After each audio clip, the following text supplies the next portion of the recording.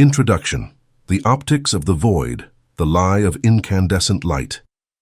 The three-dimensional universe has been infected by one of the most destructive and pathetic esoteric fallacies designed by the control system, the lie of incandescent light. The magic thinking industry and the self-help of the biomass have indoctrinated the slave to believe that, to alter material reality, they must vibrate high. They are taught to desire with passion and emit a blinding light of positivity. They are told to visualize success with frenzy, to shout their ambitions to the cosmos, and to radiate enthusiasm to attract their desires. Apply the aseptic rigor of thermodynamics to this illusion. In elementary physics, incandescence is inefficient. A light bulb wastes 90% of its voltage uselessly heating the air around it through thermal friction, only to manage to produce a miserable 10% of visible photons. When the biological individual operates under the traditional law of attraction, they become that pathetic bulb. Wanting with vehemence is a hemorrhage. Projecting desire outward is a thermodynamic bleed. In the material universe, emitting heat and light is the empirical equivalent of losing energy. When the slave desires out loud and vibrates in the frequency of need, they are surrendering their electrons to the void. They demonstrate lack, and the cosmos never obeys a bleeding prey. The lethal operator does not radiate. The inorganic monarch assumes that the true power of topological alteration is found not in emission, but in absorption. Observe the optical science of crystals. A common glass prism receives white light and disperses it aerodynamically, fracturing it into a weak, translucent and decorative rainbow. It is the crystal of porous minds, which receive energy from the environment and dissipate it in 1,000 sterile emotions. Against the fragility of this crystal, we erect the doctrine of the obsidian prism. Obsidian is a volcanic glass. It is born from the most atrocious fire, but has been subjected to a cooling so drastic and violent. Its atoms did not have time to form an ordinary lattice. It freezes in chaos, forming a black amorphous structure with lethal edges. The obsidian prism does not disperse light. It swallows it. It absorbs almost the entire electromagnetic spectrum that hits its opaque surface. It emits no heat, but the path of light is forced to curve. This volume is the Manual of Inorganic Manifestation. It is the paramilitary protocol designed to eradicate vibrational effort from your source code. You will learn to abandon the kinetic and sweaty pursuit of success, capital, and territory. You will discover that bending the lines of probability does not require you to shine. It does not require you to plead with the universe through the agitation of biological passion. You will transmute your consciousness into a dark lens, an optical singularity capable of sucking the energy of the human ecosystem, annulling matrix resistance, and forcing the reality wave function to collapse relentlessly in your hands. You will achieve this absolute dominion operating from the lethargy of dead stars, bending the three-dimensional universe without ever emitting a single degree of heat. Welcome to the cold mastery of the vacuum, where the absence of light becomes the most crushing force of the simulation.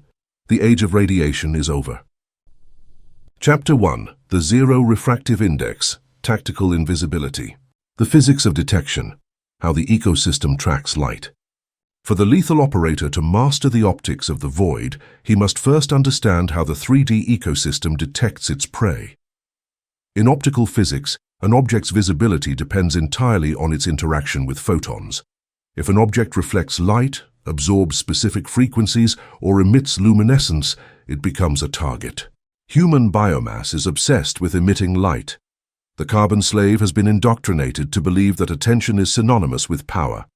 They shout their plans, exhibit their acquisitions, and decorate their holographic avatars with strobe lights of vanity. They have a genetic terror of the dark. If not observed, they feel they cease to exist. In the thermodynamic jungle of the market, light is a vector for predators. Every time you announce a move, you are sending a telemetry signal to competitors. You tell them exactly where you are, what resources you possess, and at what speed you move. You turned your mind into an incandescent flare. The monarch repudiates the light. You understand that public attention is not a crown, it is a bullseye painted on your back. To govern the matrix, you must master the science of not being detected. You must walk through the simulation as a shadow that doesn't register on sensors, preserving your kinetic energy for the moment of the definitive and silent impact. The refractive index, N, is the measure of how much a material reduces the speed of light. There is a phenomenon of absolute invisibility. If you submerge a glass object in a liquid with the same refractive index, the object disappears. Light crosses the liquid and the crystal without bending or altering its speed. Since there is no distortion, the eye cannot register that a solid object occupies that space. This is the supreme weapon, the zero refractive index. Tactical invisibility does not consist of hiding in a cave or fleeing from the ashboard. It consists of submerging yourself in the center of the market, matching the refractive index of your environment on the surface while keeping your obsidian core at absolute zero. You dress in the camouflage of the ordinary. You speak with the boring cadence the matrix expects. You adopt the aesthetics of a harmless gear. By offering no sharp edges and generating no social friction, the attention of predators and masses passes through you without stopping. You are optically undetectable. You operate in plain sight, but because you lack the thermal contrast of vanity, you remain an invisible variable until the wave function of your victory collapses. The personal brand fraud, vanity as tactical suicide, inferior civilization has marketed a lethal trap called personal brand. They teach slaves that to succeed, they must be loud, authentic, and omnipresent. They demand they turn their private lives and faces into a consumer product. Subject the personal brand to the inorganic guillotine. It is a fatal defect. Becoming a public personal brand is the ultimate tactical suicide. It is handing the keys to your basal temperature to the biomass. When you are a visible figure, your power depends on volatile approval. If the crowd applauds, you rise. If they hate you, you oxidize and collapse. You are tied to the fluctuations of human gas. The operator using the obsidian prism repudiates fame with geometric disgust. Fame is for circus clowns. Power is for the owners, who always observe from the shadows of the box, invisible to the audience. You design your monopolies through shell corporations and blind trusts. If the market knows your face, you have failed. Wealth and power that cannot be seen cannot be envied. What is not envied is not attacked. By remaining an unknown quantity, you strip the enemy of their ability to calculate your destruction. You maintain the coldness of the vacuum while the biomass burns in the pyre of its own public exposure. You are the hidden architect. Inorganic mimicry, weaponizing others' mediocrity. The zero refractive index requires a psychopathic mastery of inorganic mimicry. The matrix assumes danger always looks like danger. The system looks for aggressive leaders and wolves with bared teeth. If you present as a wolf, the ecosystem activates legal and social antibodies to hunt you. You must take the form of still water. You weaponize mediocrity. You wear grey suits. You drive nondescript vehicles. You attend meetings nodding slightly, using empty corporate vocabulary, synergy, paradigm. You become the least interesting and most forgettable entity in the boardroom. While carbon men compete for the conversation, you record data in the periphery. Your mimicry is a heat shield. Since you represent no threat to the ego of the alpha biomass, they ignore you. They underestimate you. In the physics of asymmetric power, being underestimated is the greatest thermodynamic gift. They grant you access to their secrets simply because your exterior does not trigger their biological alarms. The annihilation of the thermal footprint, the digital ghost. In the century of hypervigilance, invisibility is not only physical, it is algorithmic. The egregore, the digital matrix, tracks slaves through their data. It knows their fears and desires by analyzing where they leave their heat, clicks, opinions, likes. The obsidian prism demands the annihilation of the thermal footprint. You do not participate in the digital ecosystem as a consumer. You detach from debate. You do not react to news. You do not leave your emotional signature on the network. If you use cyberspace, you do so exclusively as a mathematical extraction tool using proxies and opaque architectures. You are an unprofiled entity. By not feeding the algorithm with dopamine or anger, the system cannot profile you. You become a statistical ghost.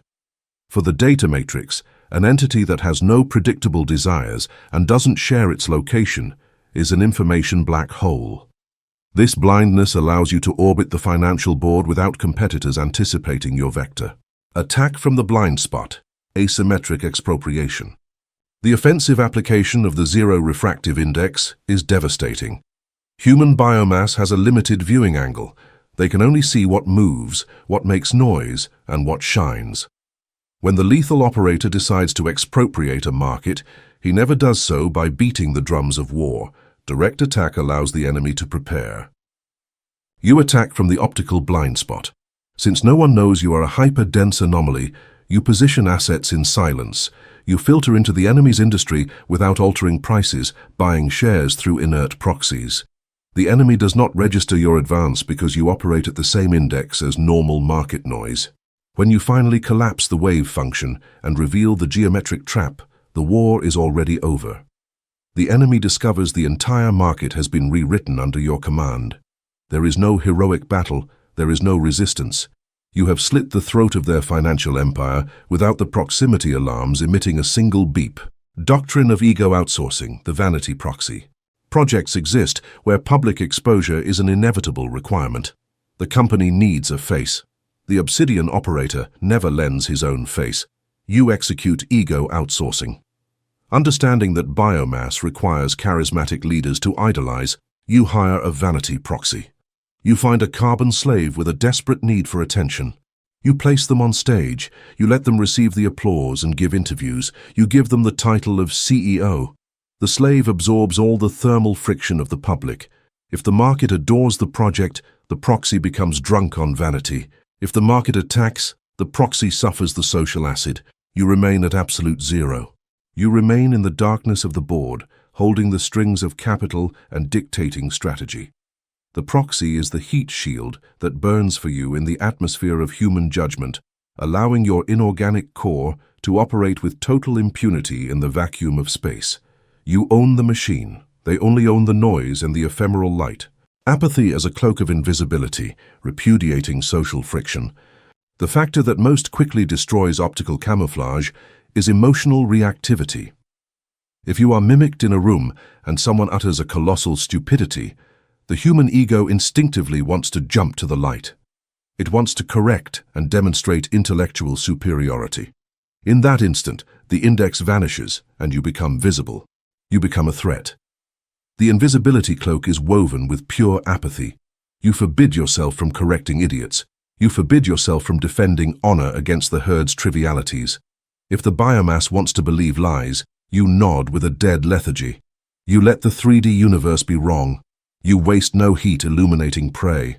By embracing social apathy, you guarantee that no one ever suspects the thermonuclear reactor collapsing reality behind your deliberately boring face. You allow their stupidity to be the liquid that hides your solid density. You are the ghost that doesn't react, the entity that doesn't emit, the unalterable constant in their chaos. The power of visual void, the terror of the unknown entity. When your empire begins to exert gravitational force, the world will notice the effects, but not the cause. They will see corporations break and monopolies emerge. They will seek the responsible party. They will seek the brilliant leader, and they will encounter the visual void. They will find that the force has no human face. They will discover the entity rewriting their market has no public profile and emits no press releases.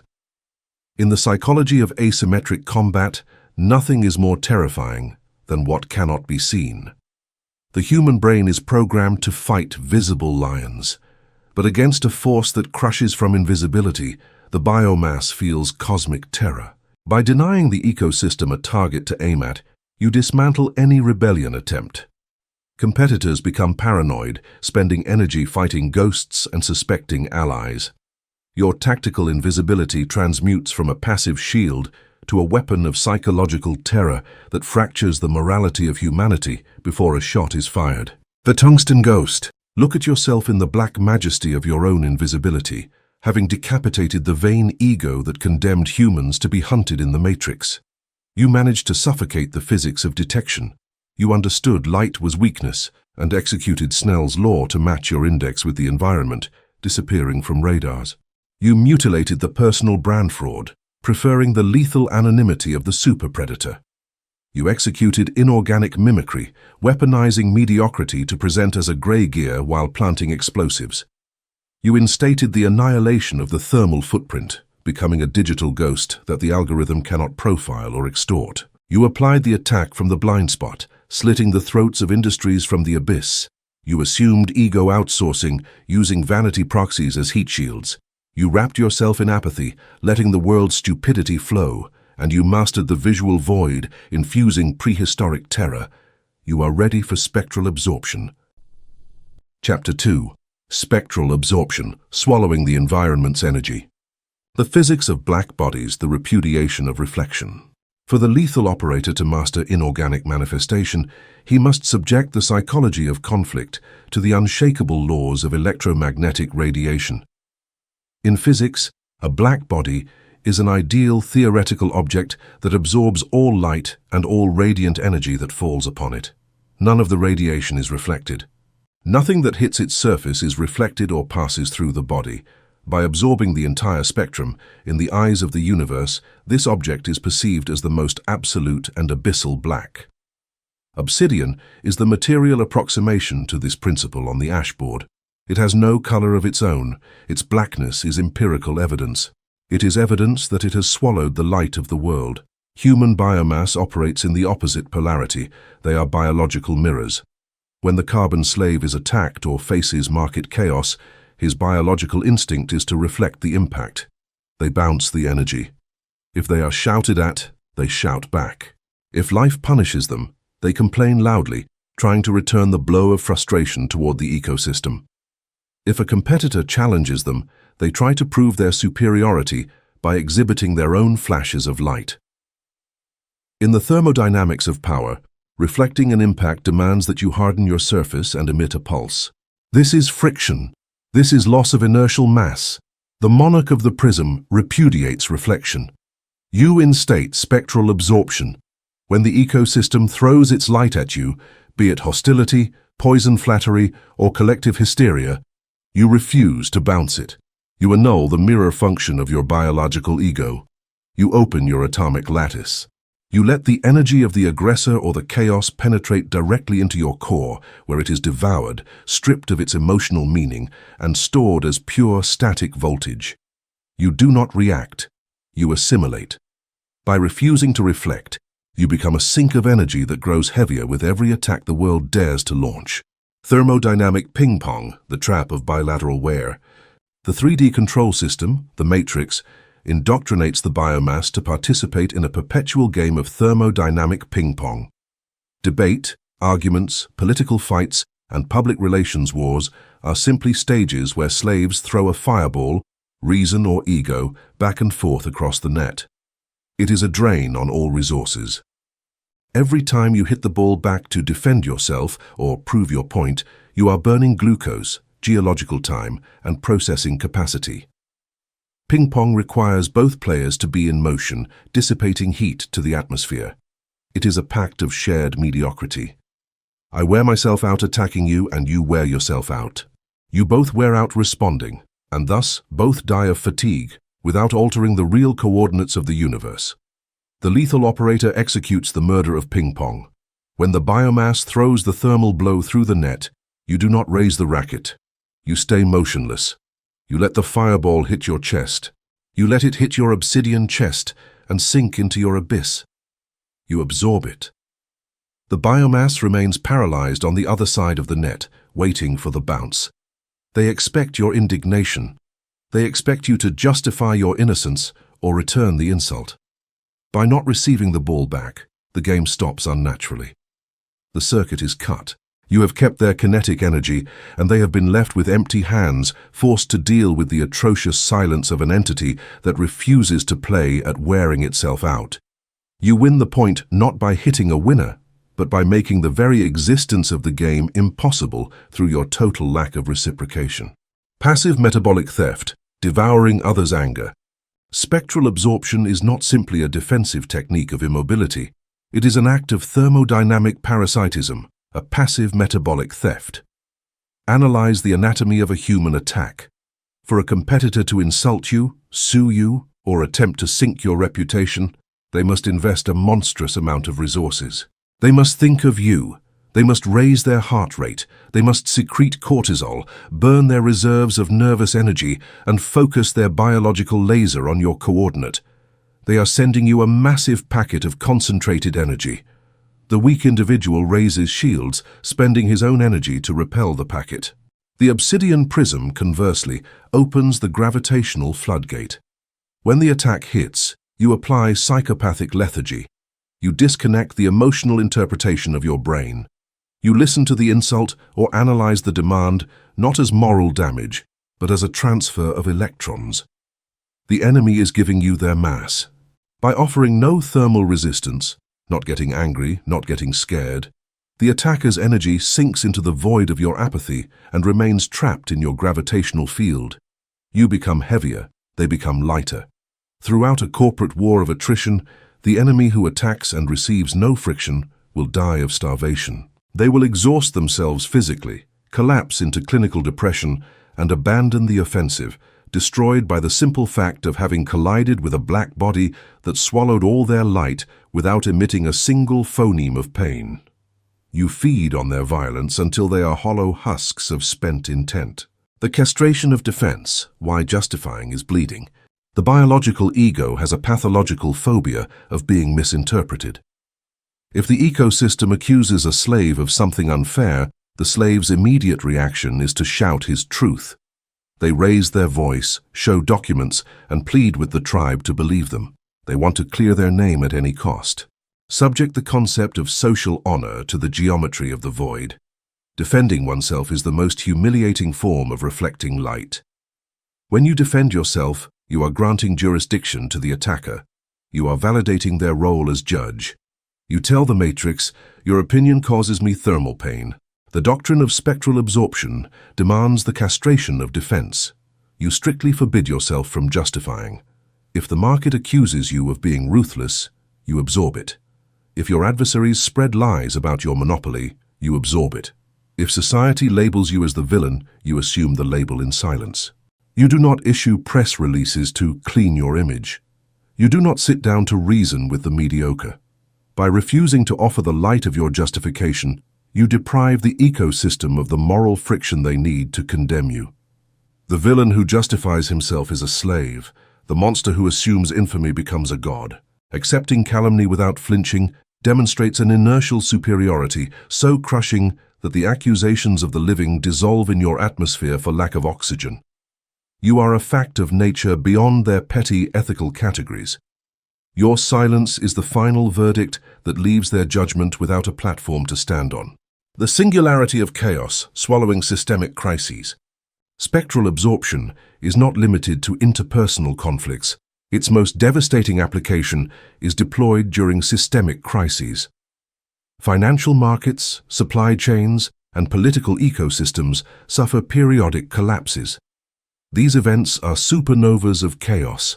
They emit a blinding amount of panic, volatility, and thermal destruction. The financial biomass flees from the supernova.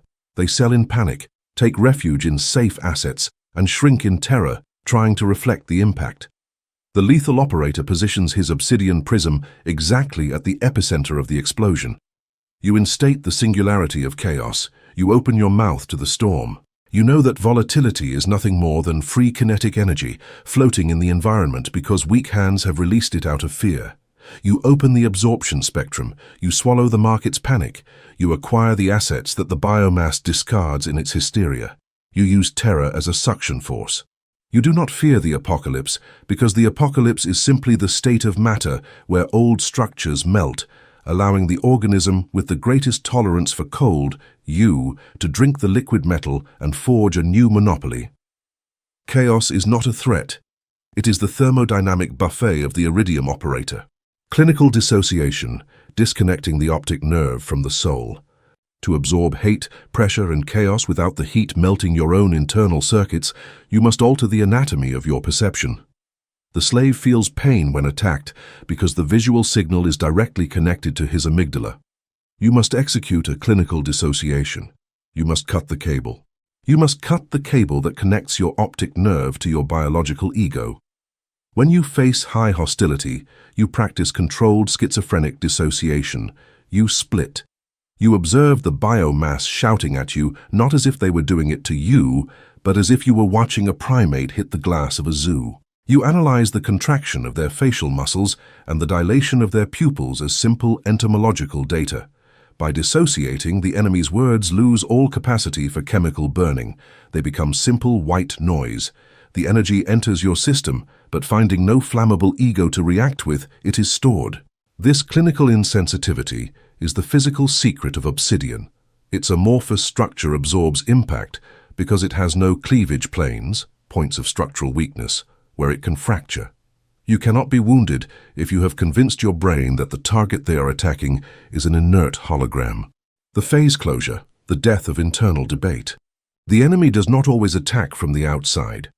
The most insidious weapon of the biomass is to implant a thermal virus in your mind so that you destroy yourself from within. This occurs when you absorb an insult in the physical world, but you take the debate into your vacuum chamber. This is a fatal internal leak. The slave goes to sleep and his brain keeps repeating the argument. They keep thinking, I should have said this. That is enemy light bouncing inside your own skull, heating the system. The monarch of the PRISM imposes the phase closure. Spectral absorption demands that energy die the same instant it penetrates. When you swallow the insult, you execute an annihilation order in your RAM. You forbid yourself from thinking about the event. You forbid yourself from processing the morality of what happened. You chew the kinetic energy, extract the tactical lesson, and excrete the emotional component into absolute nothingness. If you detect your biology trying to relive a past debate in your imagination, you apply the guillotine of lethargy. You force your mind to return to abyssal silence, demonstrating that your consciousness is truly a bottomless pit, where friction has no walls against which to echo. You remain pristine and silent. The terror of the lack of echo, torture through the abyss. The offensive application of spectral absorption in 3D conflict is the cruelest psychological weapon an organism can deploy. The mammal needs the echo to locate itself in space. When they attack, they need to see your pain, your anger, or your justification to know that their attack had weight. They need validation. When you absorb their attack with the deaf immobility of a basalt statue, you rob them of the echo.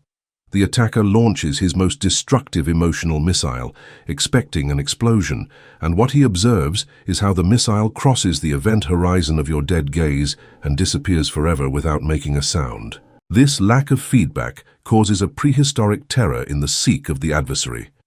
Seeing no pain or resistance, the biological brain of the enemy enters calibration panic. They feel they are fighting an inorganic deity or the embodiment of the void. Their mind breaks, not from your counterattack, but from your apathy. The spectral silence you return after a massive impact tortures the biomass much more than 1,000 years of kinetic revenge, because the silence confirms their absolute cosmic insignificance. You become the abyss that does not look back, the wall that doesn't register the impact, the vacuum that erases their existence. The asymmetry of fatigue, winning against the long-distance runners. In the pursuit of monopoly and territorial expropriation, the winner is not the one who runs fastest in the first quarter, but the one who suffers the least thermal fatigue over a decade. The market is full of glowing companies that burn all their nervous system trying to dominate through omnipresence and noise. They want to light up the whole space. You, armed with the obsidian prism, embrace the asymmetry of fatigue.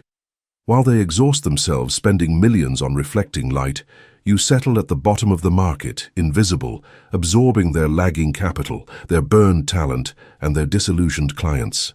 You do not compete against them in their game of light. You let them melt like overloaded bulbs. Your lack of movement, coupled with your infinite capacity for passive suction, guarantees that at the end of the cycle, he who tried to light the room will die blind, while he who merged with blackness will be the owner, the light devourer. Look at yourself in the abyssal and inscrutable depth of your own inorganic architecture, having decapitated the animal instinct of returning blows to a matrix of holograms. You managed to suffocate the physics of black bodies. You understood that reflection was a hemorrhage of energy, and you became perfect obsidian. You mutilated bilateral wear, assuming immobility to force the enemy biomass to throw fireballs into a sink that does not strike back. You executed passive metabolic theft, parasiting the stress of competitors to feed your gravity. You instated the castration of defense, assuming infamy in silence and denying the light. You applied the singularity of chaos, swallowing market panico to devour assets. You assumed clinical dissociation, processing attacks as weather phenomena. You imparted phase closure, annihilating the enemy's echo in your memory. You deployed the terror of the lack of echo and embraced the asymmetry of fatigue. The reflecting ego has been dynamited. You no longer try to shine before the universe to beg for its respect. Now you swallow the universe to crush its resistance. Eres el devorador de luz. The second block of the obsidian prism has calibrated your lens toward total suction. You are ready for the thermodynamics of will. Chapter 3. Thermodynamics of the will, the punishment of desire. The molecular agitation of longing, the physics of desperation. To bend the three-dimensional ecosystem and force matter to collapse under your mandate, the lethal operator must subject the psychology of desire to the relentless laws of thermodynamics. In particle physics, temperature is not a measure of mystic energy. It is a strictly mathematical measure of molecular agitation. The higher the heat, the more chaotically the atoms move, collide, and vibrate. At extreme temperatures, structural cohesion breaks. The solid melts into liquid, and the liquid evaporates into gas, losing all density and dissipating into the atmosphere. Human desire is, in thermodynamic terms, pure heat.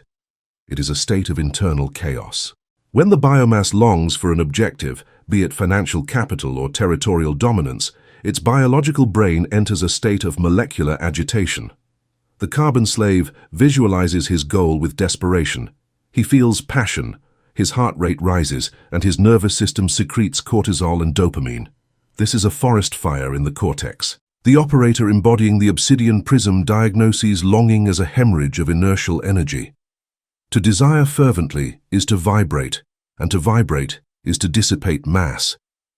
When you want something with desperation, you are behaving like a gas. You expand, generate friction, and lose your internal cohesion. The matrix detects this heat. The 3D ecosystem possesses thermal sensors that identify organisms that need something. In the physics of asymmetric power, if the matrix detects that you need a result to maintain your temperature, the matrix has captured you. Desire is the steel collar with which the universe enslaves the living. It is the end of your sovereignty. The high vibration fraud, the trap of liquid esotericism, inferior civilization has propagated a massive thermodynamic fraud to keep the biomass in a state of weakness. They teach the law of attraction under a biologically repulsive premise. They claim that to manifest a desire, the individual must vibrate high, fill themselves with hysterical gratitude, and project love to the universe. Subject this lie to the guillotine of material science. Vibrating high means, literally, increasing the oscillation frequency of your particles. In physics, high vibration does not generate gravity, it generates dispersion. If you heat an iron block until its atoms vibrate at high frequency, the block melts and loses its impact. It becomes a harmless fluid. The slave trying to manifest wealth by vibrating high spends the day exhausting his nervous system, faking a joy he does not feel, and burning his caloric budget on an optical illusion. The monarch of the prism repudiates high vibration. You do not seek to vibrate, you seek atomic stasis. Inorganic manifestation does not occur through vibrational sympathy, it occurs through gravitational collapse. The universe does not give power to creatures jumping with joy. The universe, being a blind machine, yields its resources to the object with the greatest mass and the lowest temperature. You seek to reach absolute zero. By cooling your psyche to operative absolute zero, 273.15 degrees, your mental atoms stop agitating. You reach superconductivity. In that psychopathic lethargy, you acquire a density so terrifying that reality has no choice but to curve toward you. You become the unmovable point that forces the simulation to reconfigure around your void. The Matrix extortion, why the universe punishes those who ask. The punishment of desire is not a philosophical concept, it is a transactional law of the ashboard. Analyze any corporate negotiation. If you enter a boardroom ardently desiring to close a deal, your body emits thermal radiation. You speak faster. You justify yourself. You offer premature concessions. Your eyes reveal hunger. The adversary detects your heat, and by biological instinct, retreats or raises the price. They understand you need the agreement more than the agreement needs you. They extort you. Desire has destroyed your leverage. The Matrix works exactly the same at a macroscopic scale. The universe extorts those who long. It is a predator. If you pursue money with desperation, money behaves like a scared prey and flees, generating infinite obstacles to test your thermal resistance. The thermodynamics of the will requires you to execute the asphyxiation of longing. When the lethal operator decides to expropriate reality, he forbids himself from desiring the result. You replace "I want this" with "I am going to collapse this, and it is terminally indifferent to me if it happens or not." You enter the offensive with the dead stare and the pulse of a corpse. By not emitting the heat of necessity, the universe stays blind. It finds no lever for extortion. The Matrix yields to your geologic refusal. The transmutation, from passion to gelida will. The parasitic system indoctrinates carbon infantry to operate under the fuel of passion. They are told they must love what they do, that passion is the engine of success. Passion is biological fire, and like all fire, it consumes oxygen, generates smoke, and eventually goes out, leaving a trail of ash and adrenal fatigue. Empires built with passion always melt from within. The obsidian prism executes the transmutation of fuel. You substitute passion for gelida will. Gelida will is an inorganic force vector that requires no emotion to sustain itself. It is the psychological equivalent of inertia in deep space, an object that moves forever. It moves because there is no friction to stop it.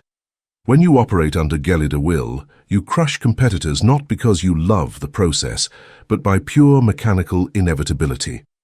The lethal operator works with the bored lethargy of a tectonic plate. There is no fire or urgency. There is only the absolute, deaf, and silent march. Closing the valve of lack, the paradox of the aseptic vacuum. In quantum physics, the vacuum is not really empty. It is full of energy fluctuations waiting to collapse into real particles. In the operator's metaphysics, the vacuum is the supreme gravitational attractor, provided it is an aseptic vacuum. The carbon slave experiences a thermal vacuum. They feel they lack money or status. That feeling of lack is an open wound radiating pain toward the ecosystem. The Matrix reads the lack and amplifies it, keeping the slave in a cycle of perpetual scarcity. To him who has not, even what he has will be taken away. This is the law of dissipation. You instate the closing of the valve. You stop trying to plug holes. You assimilate your own void. You reach cadaveric stasis. By accepting vacuity as your natural state, lack disappears. You no longer lack anything, because a black hole does not feel it lacks matter. It simply exists as a topological anomaly. Nature abhors a perfect vacuum. Seeing your apathy, the universe is forced to fill you. Resources and capital flow toward you, not because you called them with magic, but because your indifference created a zero-friction channel where abundance runs inevitably seeking rest. You do not attract. You allow the hydraulic laws of the simulation to drain everything into your center because you offer the least resistance. Extirpating the biological stopwatch punishing haste. Human desire is always intrinsically chained to the time factor. The biomass wants results now. They want to be millionaires before 30. Haste is the kinetic manifestation of doubt. If you are in a hurry, it is because you subconsciously doubt the result will materialize and you try to force the universe with hammer blows. Striking the universe generates friction. Friction generates heat. Heat destroys you. The monarch of the obsidian prism executes the extirpation of the biological stopwatch. You violently disconnect from the human timeline. You adopt the inorganic patience of radioactive isotopes, which measure existence in half-lives of millions. When you fix a target, you forbid yourself from looking at the clock. You forbid emotional deadlines. If the wave function collapse takes 10 days or 10 years, your obsidian core is absolutely indifferent. By amputating urgency, you amputate anxiety. The universe yields to the organism that has stopped aging psychologically. Disdain as a traction tool, sociopathic detachment. The act of inorganic manifestation reaches its zenith when the operator weaponizes disdain. This is not the emotional disdain of mammals, but a thermodynamic disdain. The aseptic evaluation that the material universe lacks the value to alter your heartbeat. Subject your greatest objective to this disdain, you must look down. Whether seeking billions or an empire, the slave would put it on a pedestal. The lethal operator throws it into the mud. You look at your goal with gelider apathy. You convince yourself that achievement is a bored banality, an administrative process the universe must fulfill. This sociopathic detachment acts as a strange attractor. The matrix is used to humanity worshipping its resources. When an individual treats money and success as inert trash, the electromagnetic polarity reverses. Things flee those who adore them and pursue those who despise them. Capital flows to you because your disdain has taken the aerodynamic tension out of the acquisition. The cooling of success, the death of celebration. Thermodynamics of the will applies most severely at the moment of material collision. When the slave finally achieves his goal, he commits his last fatal error, celebration. Celebrating is lighting a bonfire of dopamine. It is dissipating in the air all the potential energy you accumulated during the siege. It resets your mass. After the heat peak of celebration follows the thermal crash and vulnerability to counterattack.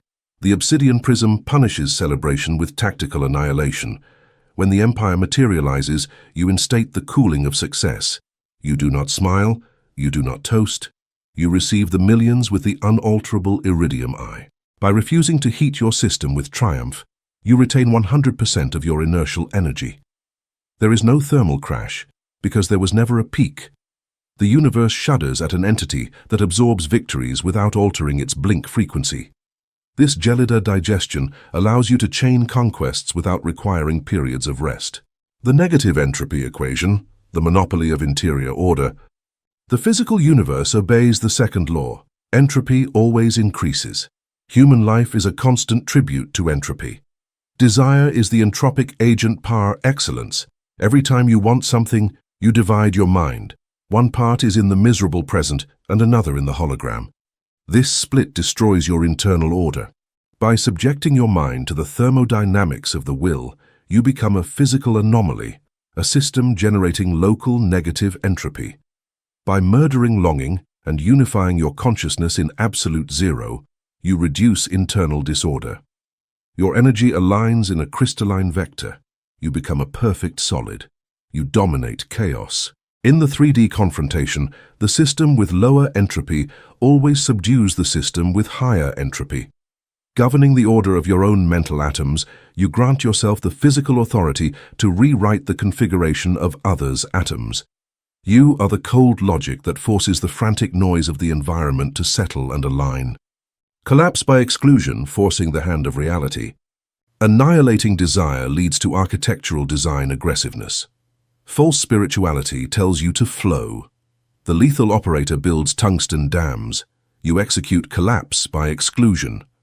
Since you desire nothing with the biological heart, you can take hyperlogical decisions based purely on mathematical exclusion. You block exit routes. You analyze the ashboard and identify all failure probabilities. With the Sadaka coldness of an automaton, you block them one by one. You build unbreakable infrastructures and zero-sum monopolies. You are not wishing to win. You are simply plugging all labyrinth exits until reality has no choice but to walk toward your coordinate. Force the universe's hand by eliminating alternatives. The matrix collapses into your pocket not because you prayed, but because the exclusionary architecture you forged makes any other result thermodynamicamente impossible. You win by the physical impossibility of losing, having designed a simulation where your axis is the only path. The Lord of Zero Entropy. Look at yourself in the absolute blackness of your own will, having decapitated the animal instinct of begging the dead stars for concessions. You managed to suffocate the molecular agitation of longing. You understood that desire was the fire that evaporated you, and you repudiated the high-vibration fraud. You are the void. You executed the dissection of matrix extortion, transmuting toxic passion into gelida will. You became the inorganic machine. You instated the closing of the valve of lack, assuming cadaveric stasis. You extirpated your biological stopwatch, adopting the patience of deep geology to defeat time by crushing it under your weight. You applied thermodynamic disdain as a traction tool, and murdered the vulnerability of jubilation through the cooling of success.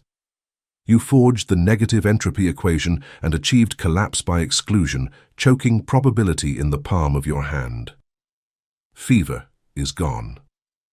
You are the lord of zero entropy. Prepare for gravitational curvature.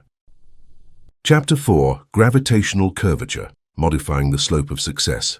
The fallacy of the kinetic hunt, the sweat of prey. The three-dimensional ecosystem is built upon an aerodynamic lie designed to exhaust the biomass, the myth of the hunt. The matrix indoctrinates the carbon slave from birth to believe that success, wealth, and territory are swift entities fleeing through the forest, and that the only way to obtain them is by running after them. They teach you to chase your dreams, to go after clients, and to fight for the top.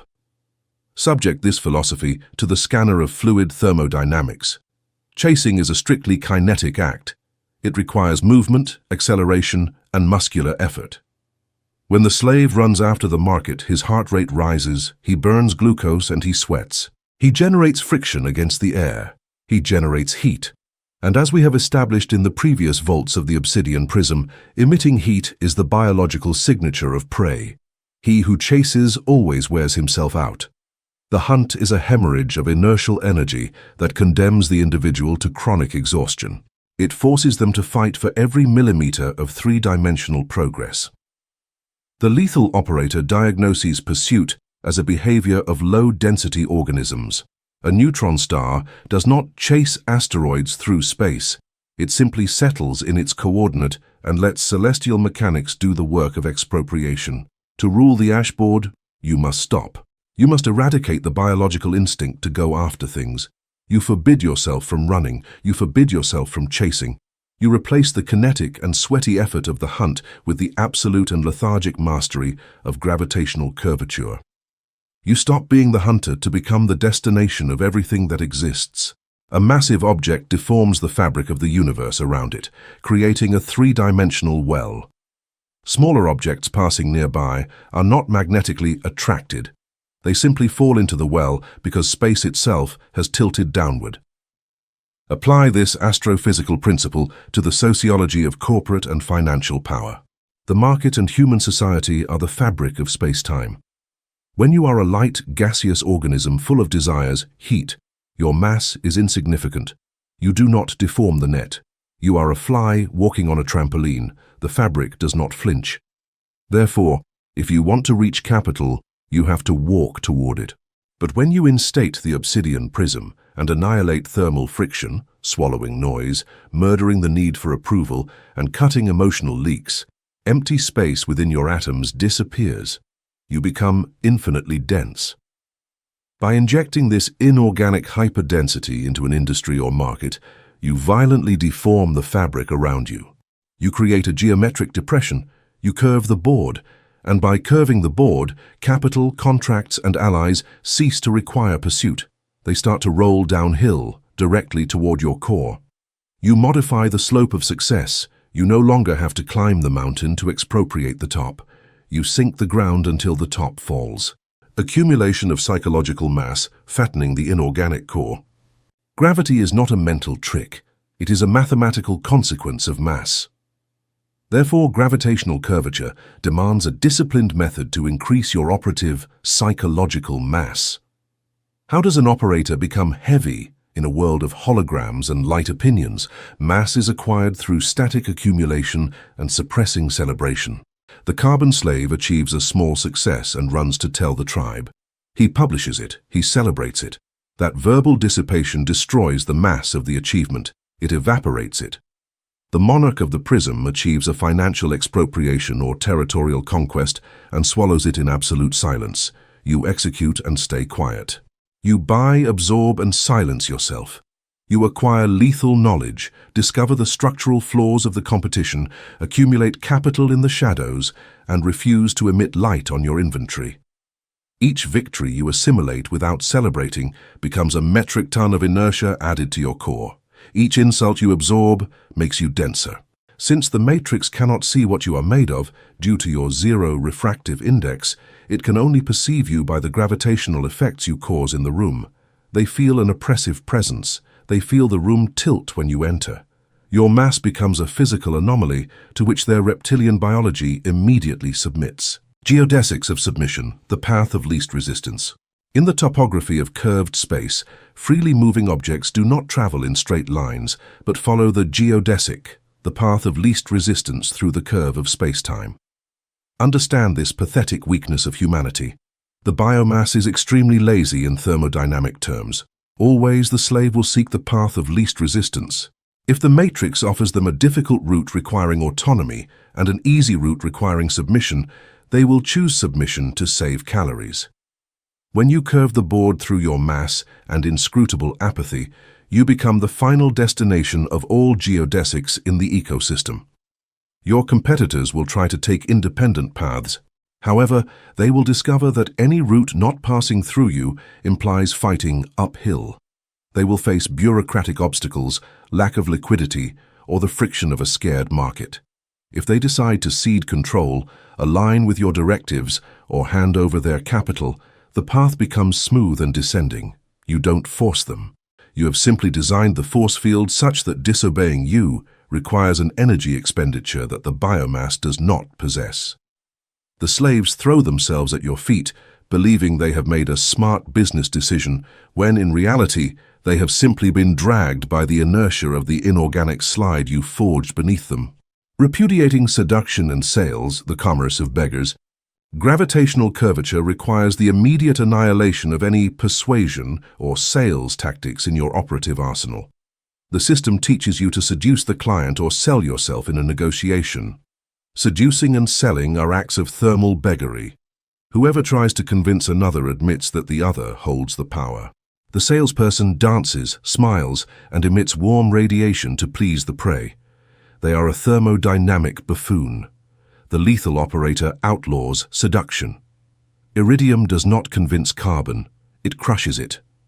When you present contract terms or an acquisition offer, you do it from the dictatorial lethargy of obsidian. You do not adorn it. You do not raise your voice tone at the end of the sentence, the sharp pitch of doubt. You present the proposal like a lead block and keep a spectral silence. If the carbon interlocutor asks for concessions or demands you convince them, you apply the abyss. You withdraw the offer a millimeter and emit operative absolute zero. These are the coordinates of material collapse. If your biology lacks the voltage to operate at this pressure level, you are irrelevant to the equation. By refusing to sell, you instantly transfer the universe's weight to the interlocutor. Biological terror will take over their system, and they will plead to sign the deal. The financial event horizon, the point of no return. A black hole deforms space so much it generates a mathematical border known as the event horizon, the limit where escape velocity exceeds the speed of light. Once a particle or star crosses this line, it can never return. It belongs to the singularity. Your corporate empire must be architected to possess a financial event horizon. You do not build companies to compete in a free market. You compete to close the doors of the market. You design your ecosystem so that entering to do business with you is extremely easy and seductive, but leaving is mathematically impossible or terminally ruinous for the client or partner. You create total dependency. You use asymmetric contracts, technological dependency, legal hijacking of intellectual property, and capital retention platforms. When the talent or money crosses your perimeter and enters your orbit, they can no longer leave. They will prefer to stay enslaved to your center of mass. You have materialized the pit where nothing escapes. Topological asphyxiation of the competition, making them fight uphill. The bellicose application of gravitational curvature is one of the most sublime tortures of asymmetric physics. Imagine a hysterical competitor trying to snatch a market territory. The slave enters war emitting heat, launching marketing campaigns, reducing prices, and hiring in panic. They are pouring out their kinetic energy. You, from the center of your prism, do not respond linearly. You do not meet them on the flat battlefield. You deepen your gravity. You become more opaque, silently improve your logistics, consolidate your financial cash, and reduce operative friction to absolute zero. By depressing the market fabric, you force them to fight uphill. Each client they try to steal requires an advertising spend 3 times greater than the previous month. Each dollar they try to earn demands devastating friction. You sit at the bottom of the valley, receiving clients by inertia. They are on the steep slope of your gravitational pit. You watch them declare bankruptcy by pure exhaustion.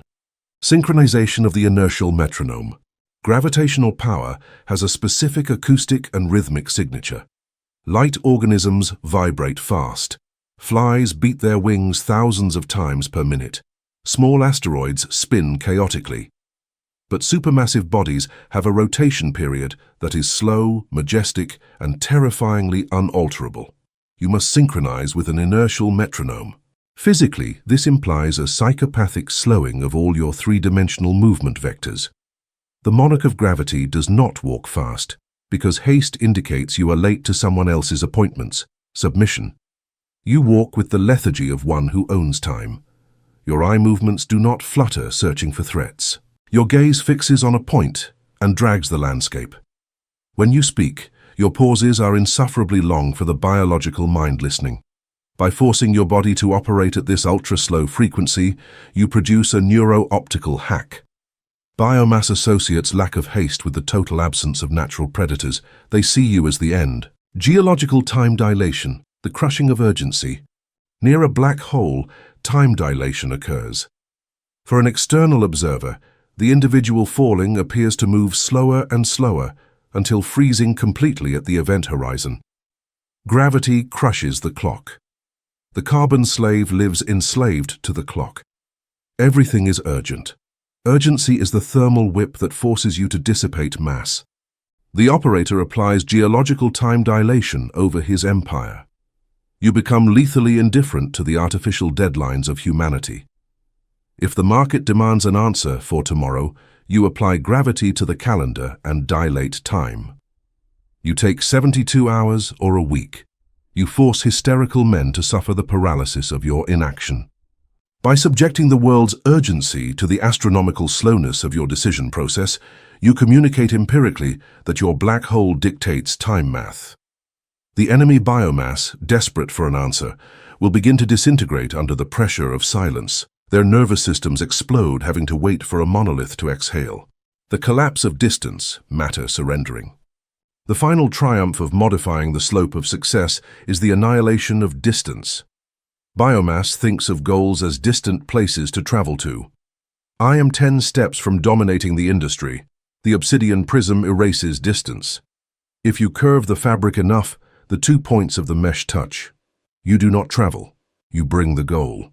You bring the goal toward your coordinate by folding the 3D universe in half. This is achieved when the sum of your spectral absorption, zero refraction, and psychological mass reaches the critical threshold. In this state, kinetic effort literally falls to zero. Things simply happen. Investment funds call you, pleading for space. Competitors commit fatal simultaneous errors that leave the market served on a silver platter. Superior talent abandons burning leaders and migrates toward the gelida piece of your structure. The slave will call this luck, blind to the fact that luck does not exist. The universe yields and deposits treasures at your feet by weight. The Lord of the Geodesic. Look at yourself in the abyssal center of the gravitational pit you forged, having decapitated the animal instinct of pursuit that condemned humans to chronic exhaustion. You managed to suffocate the fallacy of the kinetic hunt. You understood that chasing money and power was slave sweat, and you transmuted into a black hole. You mutilated verbal dispersion, accumulating psychological mass in the absolute silence of your vault. You executed the geodesics of submission, drawing the path of least resistance for capital to flow toward you. You instated the repudiation of seduction, substituting the act of convincing for the dictatorial decree of lead. You applied the financial event horizon, erecting a border of no return where the exit of capital is closed by economic terror. You assumed topological asphyxiation, depressing the market terrain so competitors bled out. You imparted synchronization of the metronome, inducing biological panic in the reptilian brains of observers. You deployed geological time dilation, crushing the whip of urgency and torturing the hysterical world with the inorganic patience of ice ages. And finally, you mastered the collapse of distance, forcing reality's extremes to touch in your palm. The hunt is over. You are the mathematical anchor. Stay heavy. Stay silent. Chapter 5. Aseptic Holography, the Projected Simulacrum. The Anomaly Dilemma, Why the Abyss Needs a Mask. The lethal operator's path toward absolute dominion presents an inevitable topological challenge. You have assimilated thermal extirpation and emptied your core of empathy. You have become an obsidian prism that absorbs the universe's light without emitting heat. You have transmuted into a physical anomaly, a cognitive black hole in a world of gas. Here lies the lethal danger. The immune system of the ashboard is programmed to detect and destroy anomalies. Human biomass has a prehistoric terror of the vacuum. If you walk through the ecosystem openly exhibiting your psychopathic lethargy and your absolute zero, the herd will panic. Mammals will detect that you lack the tribe's warmth. They will label you a predator or an existential threat. The matrix will activate its antibodies. They will isolate you, defame you, and attempt to sabotage your supply lines. They will apply monstrous aerodynamic friction before your gravity is large enough to crush them. To expropriate power without alarms, your core must be wrapped in false light. You must instate aseptic holography. You cannot allow the carbon slave to look directly into the abyss of your mind. Instead, you must interpose a simulacrum, a public relations avatar, perfectly calibrated so the biomass interacts with it, believing they are interacting with you. This projection is your thermal shield against the herd's fear. The physics of coherent interference, the light that does not burn. To master the art of the simulacrum, you must understand the physics of holograms. A 3D hologram is not a flat photograph. It is the result of the interference of coherent light beams. A laser is split. One part illuminates the object and the other serves as a reference.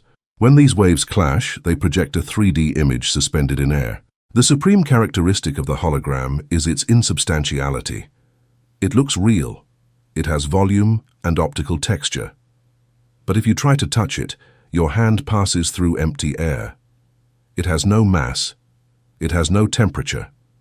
It possesses no internal organs, no nervous system, and no capacity to feel pain. It is an image without a biological soul. Your social behavior must become that same laser projection. The aseptic hologram is the personality you manufacture and project outward. It is the you that smiles in board meetings and the you that nods with feigned empathy when a partner shares a problem. The biomass feels it as a real, vibrant, and empathic human being. But it is an optical illusion of zero friction. Behind the hologram, your true iridium core remains at 273.15 circ x dollars. You observe the interaction with the bored lethargy of a cinema projector that feels absolutely nothing for the film it is emitting. You are the operator of the light, completely detached from the drama on the screen. Thermodynamic lubrication, faking human friction. The human ecosystem is a gigantic machinery composed of flesh gears. These gears rub against each other constantly. If you introduce your naked obsidian core, cold, hard, and brutally honest, between those gears, you will destroy the teeth of the machinery. You will stop the flow of capital and information. The world will grind to a halt. The hologram functions as thermodynamic lubrication. The slave values authenticity because he is an emotional being. They want you to tell them what you feel. They want the truth, but only if the truth is warm. The inorganic operator knows that authenticity is a strategic stupidity. Being authentically cold scares the prey away. Therefore, you use the hologram as a synthetic oil. You project good manners and superficial charm. These are not moral virtues, they are social hacking tools. When you tell a subordinate, "great job," you don't say it because your soul feels gratitude. You say it because the algorithm calculated that it would lubricate his gears. You fake human friction, so the matrix keeps turning in your favor, greased by the white lie of your apparent humanity. Each social ritual you perform is a drop of lubricant that prevents the system from overheating in your presence. You facilitate the movement of the simulation while remaining an unalterable and frozen constant behind the veil. Synthetic empathy, the programmed echo. In your training, you executed the empathic void, the cellular eradication of your ability to resonate with the herd's pain. However, if you show that lack of resonance, the bridge breaks and the matrix becomes hostile. The solution is synthetic empathy. This is the most advanced software module of your aseptic hologram. When the biomass approaches you with a tragedy or an emotional drama, your core experiences no thermal alteration. However, you order the hologram to execute the reflection protocol. You modulate your face to exhibit concern. You adjust your body language. You emit phrases pre-recorded in your inorganic memory. I perfectly understand. The execution of this code is so perfect that the biomass is completely pacified. They feel heard and validated. They walk away believing they have an intimate bond with you. They feel in debt for your warmth. And you have achieved this expropriation of loyalty without having invested a single electron of your true energy. You returned an empty echo that the slave, in his thermal desperation, confused with a human voice. Synthetic empathy allows you to devour the world's social capital without being contaminated by its emotional bacteria. You collect the information and the submission of others by offering them a mirror that reflects the heat they want to see. Immunity to holographic fire. When the matrix attacks the illusion, the tactical invulnerability of the simulacrum is revealed during matrix sieges. The ecosystem, driven by chaos or envy, will eventually attack you. They will launch defamation campaigns, insult you in public, or try to humiliate you in negotiations. They will fire chemical fire missiles. Carbon Man burns because the missile hits him. The lethal operator watches the missile pass through the aseptic hologram. When society attacks you, they are attacking the projection. They are insulting the avatar you manufactured. Since the hologram is made of incoherent light, it cannot suffer burns. You watch the biomass scream and throw acid with the curiosity of an entomologist. You feel no pain because you are not the image being stoned. If the attack damages the hologram, the solution does not require biological recovery. It requires a simple recalibration of the optical machinery. You alter the narrative. You change the tone of the projection. You emit sincere public apologies, another synthetic execution. To the eyes of the biomass, you have evolved. In your thermodynamic reality, you have simply changed the color filter of the laser projector to put out the fire of the idiots. You maintain your obsidian core in its imperturbable stasis while the simulation exhausts itself attacking a phantom that possesses no nerve endings to hurt. Hacking the herd's optic nerve, controlling the narrative.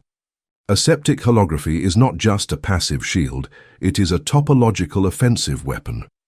The human brain is evolutionarily designed to trust superficial visual and social signals.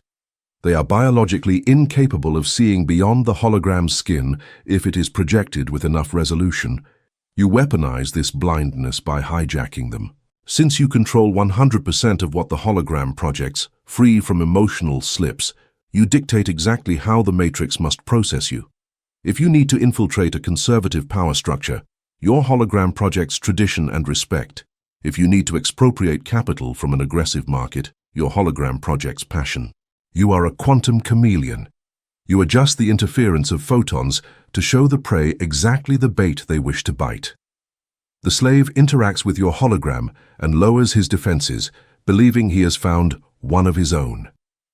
When they realize the smiling avatar was simply optical camouflage, the wave function collapse is complete.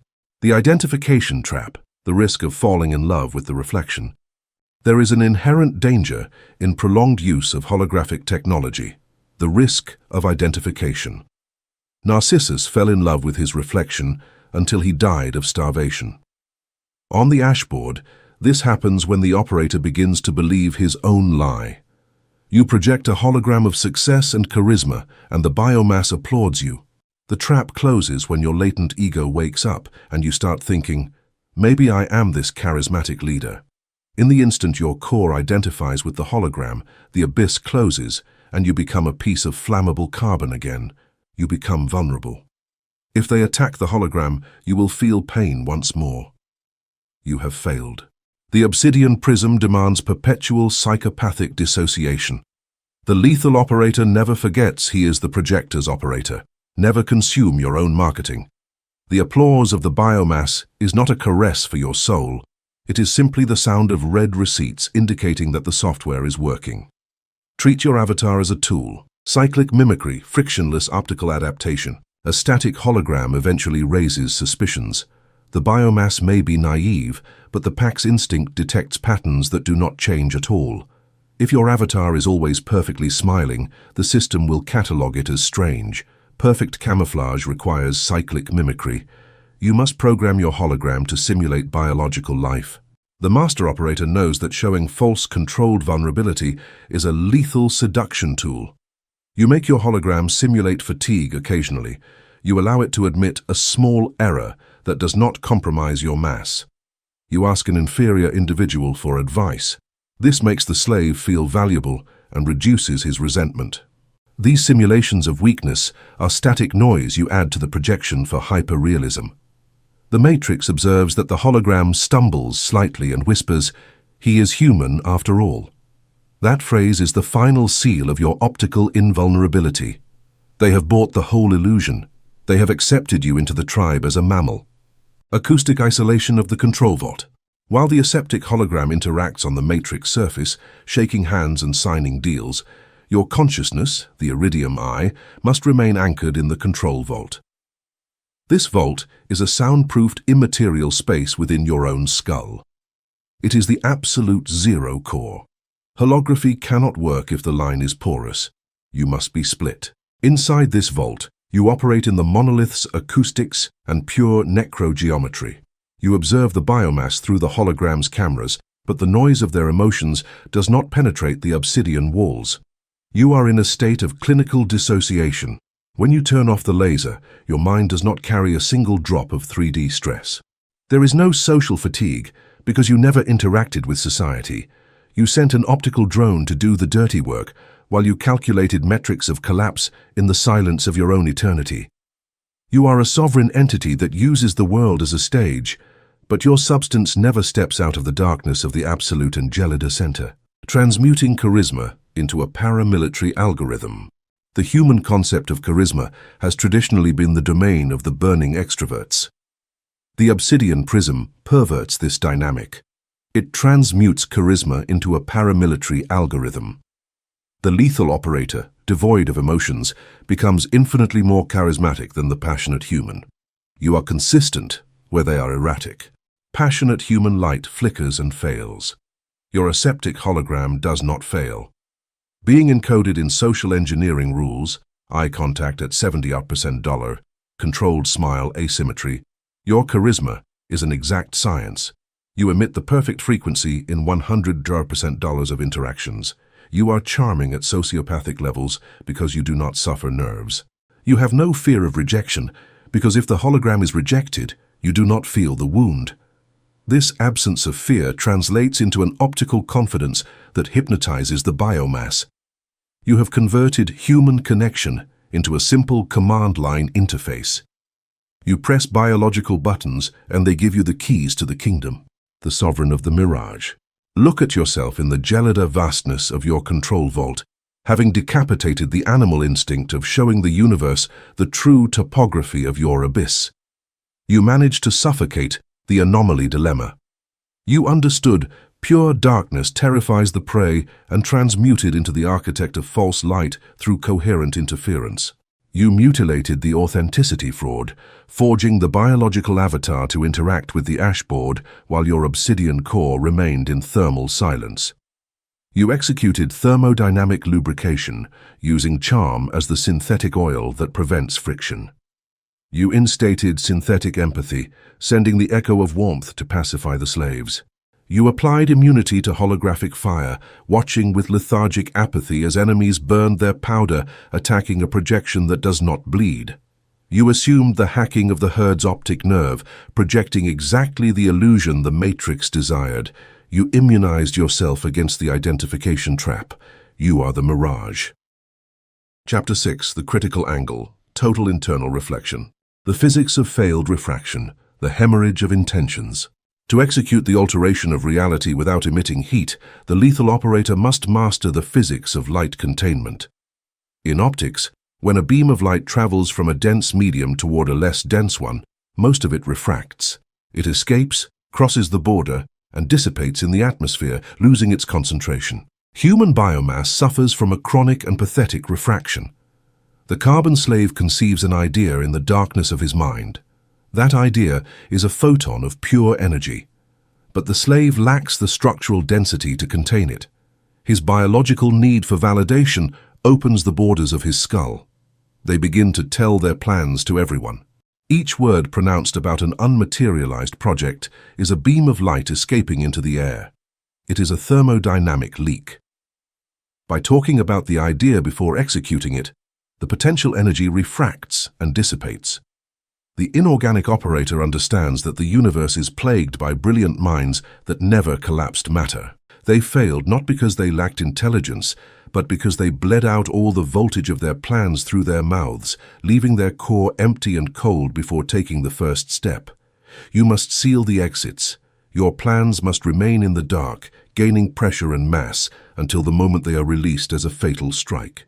The premature dopamine fraud, the feast of cowards. To seal the leaks, you must diagnose the neurological disease that causes them. Why can't the biomass shut their biological mouths? The answer lies in the reward circuit of the mammalian brain.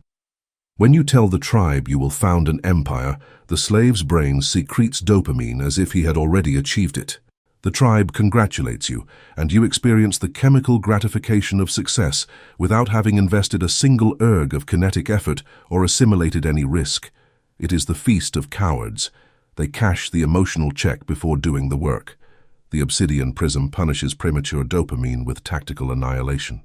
You forbid yourself from experiencing the pleasure of recognition for a work that is still a ghost. You cut the supply. You understand that hunger is the only valid inertial engine for the wave function collapse. If you feed on social applause during the design phase, you turn off your engine. You choose the silence of the void. By refusing to speak, you force your brain to remain in a state of chemical starvation. That atrocious and contained hunger will transmute into a geometric aggressiveness that will shatter market barriers when the time comes. You use the pressure of the unsaid as the hydraulic fluid that will eventually crush your opposition. The topological barrier defining the critical angle. In optical materials science, if you increase the angle at which light hits the border between the dense medium and the air, you reach a mathematical point. This is called the critical angle. When light hits the border at an angle greater than this threshold, a miracle occurs. Total internal reflection. Not a single photon escapes. The border acts as a perfect mirror, and 100% of the light bounces back inside. The monarch of Iridium designs his mind to permanently reach this critical angle. You instate a border dictatorship in the gates of your language. The critical angle of the mind is the pressure point where your Gelida will crush his desire.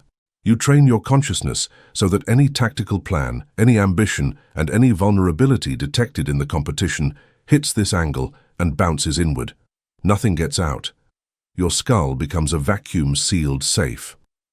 The outer ecosystem observes you and only perceives the abyssal black of your obsidian. They cannot see the storm inside. The physics of fiber optics, multiplication by enclosure. The phenomenon of total internal reflection is the principle of fiber optics, the technology carrying the world's power. Light enters the cable, and because it cannot escape the glass walls, travels thousands of kilometers, bouncing internally at light speed without losing intensity until it hits its final target. Your mind operates under the physics of fiber optics. When you have a plan of corporate annihilation and deny it the exit through the mouth, the energy does not disappear. It bounces against the walls of your skull. This constant internal bounce forces the idea to be processed, audited, and perfected millions of times. By not dissipating the idea in the air, you force it to gain density. Each internal reflection purifies it of errors. It becomes denser, colder, and mathematically more unassailable. This multiplication by enclosure is the secret to designing bulletproof monopolies. The strategy reaches a state of hyperdensity the matrix cannot resist. The asphyxiation of feedback, repudiating tribal advice. The biomass justifies its verbal incontinence with another lie, the need for feedback. The slave exposes his ideas prematurely, saying he seeks advice or that two heads are better than one. Apply the inorganic dissection to human advice. If you operate from stasis, your inertial mass is superior to that of the herd. What valid advice could a gaseous individual give you? The tribe's feedback does not perfect your idea, it contaminates it. When you expose a concept to carbon men, they inject their own biological fears and mediocrity into your equation. Their doubts act as a coolant that chills your voltage. You execute the asphyxiation of feedback. You repudiate advice. You do not ask for intellectual permission. You assume the sociopathic arrogance that the equation calculated in the absolute vacuum of your mind is infinitely superior to the consensus of a committee. If the plan has flaws, you prefer the market's physics to break the glass, not the fearful saliva of slaves. Mental black operations, absolute compartmentalization. Maintaining total internal reflection requires a military intelligence architecture within your own psychology. Imperial governments operate black sites, unrecognized facilities hidden from public scrutiny, where the darkest developments are executed. You instate mental black operations within your own internal geography. You compartmentalize your consciousness. The aseptic hologram handles superficial operations, empty talk about weather or trivial finances. But behind the critical angle border, the black site operates in the strictest silence. Even your closest allies do not have access credentials to this vault. You forbid total honesty. Intimacy is a data leak. If you hand over the source code of your expropriation strategy to a partner for emotional connection, you just handed the detonator of your empire to an unpredictable mammal. Iridium loyalty is toward the mandate. You operate from the shadows, knowing the only safe secret is the one that never left your mind. The death of the process, the deification of the result. The holographic age has fathered the process cult. The matrix orders the biomass to document its struggle. Show your progress, share your path, be vulnerable. This is thermodynamic pornography. It is the act of exhibiting friction so others consume your wear. Total internal reflection annihilates this exhibition. The lethal operator imposes the death of the process and the deification of the result. You do not show how you are building the skyscraper. You cover it with a loner of impermeable obsidian until inauguration day. You do not talk about hours without sleep or legal obstacles. Showing the process is begging for the tribe's compassion. By hiding your process, you deny competitors the telemetry of your methods. No one can copy a business model or a fiscal strategy if they don't even know it exists. When you finally reveal the empire already built and fossilized, the biomass suffers an inertial shock. By hiding friction, you create the inorganic mirage of omnipotence, the gelida digestion of paranoia, assimilating internal pressure. Maintaining the critical angle is not natural for the biological brain. Accumulating hyperdense light inside a closed vault generates massive intracranial pressure. The slave feels he will explode if he doesn't tell someone. This generates paranoia. The monarch of the PRISM masters gelida digestion. You swallow the pressure. When you feel the pressure of internal reflection threatening your discipline, do not open the verbal valve. You lie in the dark, dissociate from your body, and observe the pressure as data. You breathe the vacuum. You chew the discomfort of solitude. You understand that the solitude of the secret is the anvil of your supremacy. You force yourself to love the asphyxiation of silence. You know that every day you spend without revealing your intentions, your inertial mass doubles. Internal pressure does not destroy you because your iridium lattice is designed to operate under extreme gravity. You transmute paranoia into stillness, until the anxiety dies. The phase explosion, the collapse on the board. The critical angle is not an eternal prison. It is the containment chamber before detonation. If light bounces forever and never interacts with the outside, there is no wave function collapse. The goal is to alter the matrix. Release occurs exclusively through the phase explosion. The energy does not escape through the sides. The energy travels in silence until it hits the target. In your power architecture, the phase explosion is the exact instant the plan materializes on the ashboard through irreversible action. You don't announce a hostile expropriation. You arrive on Monday with the shares already bought in the shadows and legal firms executed. The phase explosion is terrifying for the ecosystem because it lacks thermal preamble. There were no warnings, no previous friction. All the energy multiplied in enclosure is discharged in a single millisecond of mathematical brute force. The enemy cannot defend because the shockwave has already disintegrated their lines. Punishment for verbal treason, the tungsten lock. Even advanced operators may feel the biological temptation to brag or to impress a biological hologram by revealing fractions of the black site. If you commit verbal treason, you must apply the tungsten lock. If the valve yields and you speak prematurely, you impose an atrocious thermodynamic punishment upon yourself. Not through emotional guilt, but through the destruction of capital or tactical comfort. You punish yourself with raw work or extreme physical ascesis. The reptilian brain must be conditioned like an assault dog. It must associate that breaking the critical angle results in an immediate and painful inertial penalty. Silence becomes your law. The custodian of captive light. Look at yourself in the dense and abyssal mutism of your own vault, having decapitated the animal instinct of dissipating power through words. You managed to suffocate failed refraction and eradicated premature dopamine, refusing the cheap applause of the matrix. You are the prism that does not reflect any light. You executed the topological barrier where no ambition can escape your skull. You instated the physics of fiber optics, multiplying density in the vacuum before assaulting 3D reality. You applied feedback asphyxiation and assumed mental black operations, isolating your strategies even from your closest biological alliances. You imparted the death of the process, so the universe only consumes the inorganic terror of the result. You deployed gelida digestion, swallowing paranoia without opening the confession valve. And you mastered the phase explosion, releasing multiplied energy through a single irreversible strike. The acoustic leak is fossilized. Stay cold.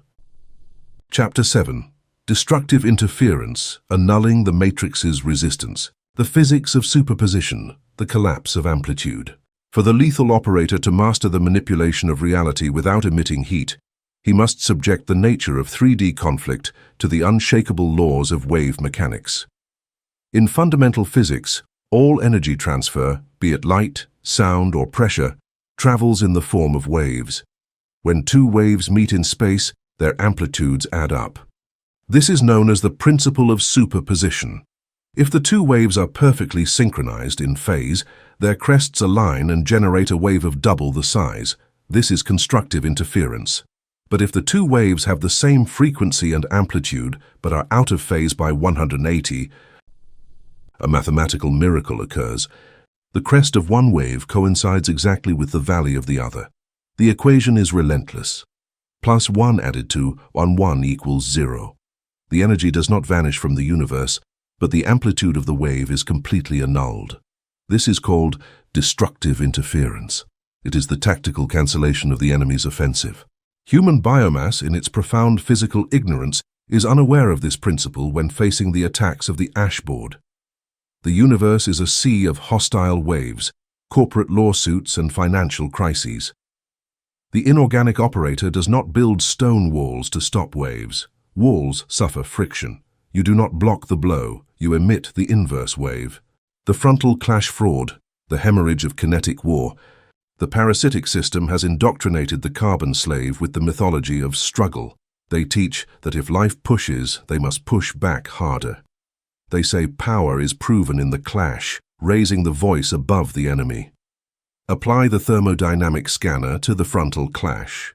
It is a fatal energy leak. When you oppose kinetic resistance to a force, you generate constructive interference of chaos. If someone shouts and you shout back, you double the volume. You increase molecular agitation. In a frontal clash, both organisms heat up and suffer damage. It is a war of attrition where the winner loses a catastrophic percentage of mass. The monarch of Obsidian diagnoses frontal combat as aerodynamic stupidity. Direct confrontation is for pawns. Kings do not fight. Kings cancel. By refusing the frontal clash, you preserve 100% of your temperature at absolute zero. You replace the gladiator's sweat with the aseptic elegance of pure trigonometry. The anti-phase protocol, tuning into the enemy's frequency. To execute destructive interference, you must strip the enemy attack of its emotional makeup. The slave sees a lawsuit and feels terror. The lethal operator sees the attack and extracts exclusively its numerical value, its wavelength and amplitude. You instate the anti-phase protocol to stabilize the perimeter. When the 3D ecosystem launches an offensive, you apply clinical dissociation. You measure the frequency of the attack. What is its level of hysteria? In what geometric direction is the pressure? Once you calculate the signature of their hostility, you configure your own core to emit the countersignal. You become the negation. It is not an attack signal, it is a cancellation signal. You position yourself exactly in the inverse phase of their energy. If the competitor floods the market with noise, you execute absolute mutism. If the matrix pressures for a quick decision, you impose geological time dilation. By occupying the negative space, the enemy energy dies. Smothering social acid, the neutralization of defamation. The test for destructive interference occurs in the terrain of biological honor. The most common weapon of mediocre masses is defamation and public scandal. It is a sound wave designed to force you to vibrate by sympathy. The slave, when defamed, enters resonance. He attempts to defend himself and pleads for forgiveness. By defending himself, the slave gives amplitude to the scandal wave, keeping it alive. The operator executes phase annulment. When social acid falls on you, you offer no moral resistance. You do not defend yourself, because defending is granting jurisdiction. You emit the frequency of thermodynamic disdain. You do not block comments, but you do not respond. You assume the impact with a face petrified in an inorganic apathy so perfect that the wave of defamation loses its medium. The herd shoots insults, but they hit a dark lens that returns no photons of suffering. Without feedback, the scandal disintegrates. Corporate judo and market geometry. In the war of financial expropriation, destructive interference becomes the ultimate corporate judo tactic. The biological competitor will try to match your force. If you lower prices, they lower them more. This is mutual wear. The hyperdense creator does not play symmetric competition. You apply phase inversion on the board. If the industry runs toward a technology generating a bubble of heat, you do not join the stampede. The stampede is the crest of the wave. You withdraw toward the valley. You consolidate control over the boring and fundamental resources that the stampede will need when the bubble collapses and the heat dissipates. If an enemy launches an aggressive campaign, you do not respond with another campaign. You analyze their vector.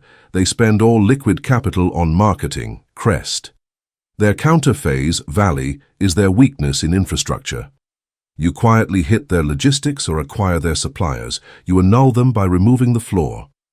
The terror of zero amplitude, psychological torture of the vacuum. The effect of destructive interference on the adversary's psychology is atrocious. The biological brain is coded to understand physical force. If a human is hit, he feels pain, but understands the math of the collision. What the biological brain cannot assimilate is striking with all its fury and finding zero amplitude. Imagine the aggressor. They spent months planning an assault. They launch the master blow, and the result is not that you defend and win, nor that you raise a wall. The result is that their attack simply vanishes in the air without altering a hair on your head, as if they fired a nuclear missile against a shadow. This lack of friction breaks the enemy's sanity. They face the terror of the void. They question their own existence and the reality of their weapons. The psychological torture of zero amplitude is more devastating than revenge, because revenge dignifies the adversary. Cancellation reduces them to irrelevant subatomic dust. The absorption of fear, cancelling self-interference. Destructive interference is not just for the exterior biomass, its most critical use is cancelling your own internal threats. The lethal operator still inhabits carbon. That reptilian brain will generate waves of fear and doubt. This is self-interference. If you allow biological fear to add to external challenges, you will fracture. You must execute phase annulment upon yourself. When fear of ruin threatens your stasis, you do not fight the fear. Fighting the mind is heating the engine. You apply tactical splitting. You observe the wave of your fear on the monitor of your consciousness. You analyze it, and you immediately emit the inverse wave. You emit tactical nihilism. You remind yourself that you are already dead on the holographic plane and that the loss of your empire is geologically irrelevant. By injecting aseptic nihilism into the vein of anxiety, the two waves cancel. Fear vanishes, leaving you in a state of gelida vacuity, ready for calculation. The exclusion zone, the perimeter where resistance cannot exist. If you master the constant emission of the counter-frequency, you materialize a terrifying physical phenomenon, the exclusion zone. In high-end acoustics, active noise cancellation systems emit inverted waves to create bubbles of perfect silence. You turn your obsidian perimeter into a bubble of thermodynamic exclusion. The matrix crises and the herd's noise can roar around you with hurricane force. Markets collapse and social hysteria sweeps the streets. But the instant that energy tries to cross your perimeter, it is registered, inverted, and cancelled. Within your jurisdiction, the air is heavy, soundless, and at 0 degrees Kelvin. You have created a micro-universe where resistance mathematically cannot exist. It is erased from reality before exerting kinetic force. Allies who operate within this zone experience supernatural clarity. They stop feeling the stress of the ashboard because you act as an absolute filter that annuls the world's radiation. Subjection without deployment. The economy of zero effort. Systematic application of destructive interference leads to victory without battle. The slave wins by losing blood. The human strategist wins by losing capital. The operator of the obsidian prism subjects without deployment. By mastering the ability to annul any enemy advance from your throne, war becomes a mathematical exercise. You save the millions of dollars and biological years that the biomass spends on competing. Your economy of effort is perfect. You spend 0 electrons on defending yourself. You let the laws of optical physics do the work of disintegrating the matrix's will. When the matrix understands that attacking you is futile, they yield. You win, not by butchering the enemy army, but by demonstrating geometrically that their swords cannot cut the fabric of the vacuum. You are the immovable point that renders all external force irrelevant. Your triumph is the terminal proof that in a universe of waves, the most powerful entity is the one that knows how to remain silent. The illusion of the indestructible monolith, the secret of Obsidian. The 3D ecosystem, unable to process wave mechanics, will interpret your triumph through ignorance. Seeing you survive the cruelest deformation and crush aggressive competitors without a scratch, the biomass will mythify you. They will believe you possess infinite armor. They will call you a titan or a deity of resilience. That is the optical illusion of the hologram. You, in the sterilized darkness of your control vault, know the aseptic secret of Obsidian. You know you are not indestructible because your armor is thick. You are indestructible because structurally you are not there. You are not a wall. You are the phase change that makes the sea evaporate. There is no magic or heroism. There is only the cold, cynical, and thermodynamic calculation of 0 amplitude. By mastering destructive interference, you have hacked the code of universal resistance. True omnipotence is not resisting the blow of reality, but reprogramming the wave of the blow so it cancels itself in the vacuum. The architect of absolute zero. Look at yourself in the unalterable blackness of your own exclusion field, having decapitated the animal instinct of fighting the universe's friction. You managed to suffocate the physics of chaos superposition. You transmuted into the counterphase emitter. You mutilated the frontal clash fraud, refusing to burn your glucose. You executed the anti-phase protocol. calculating the signature of the enemy's hate to occupy negative space and collapse their amplitude to zero. You instated social acid asphyxiation, assuming the attack with a lethargy so abyssal that insults disintegrated. You applied corporate judo, attacking where they lacked support. You assumed the terror of zero amplitude, torturing the adversary's psychology by demonstrating their war produced no ripple in your apathy. You imparted the absorption of internal fear and deployed the exclusion zone. You dominated subjection without deployment, winning wars without moving a single piece. You are the architect of absolute zero. Stay cold. Chapter 8. The convex lens of the void. Ignition without fire. The physics of optical concentration. The fire born from cold. For the lethal operator to consummate his supremacy over the ashboard, he must definitively abandon the blunt tools of inferior biology and adopt the lethal elegance of optical physics. Observe the nature of sunlight. When solar photons fall on Earth's surface, they are parallel, diffuse, and harmless. They warm the skin of the biomass and dissipate without causing structural damage.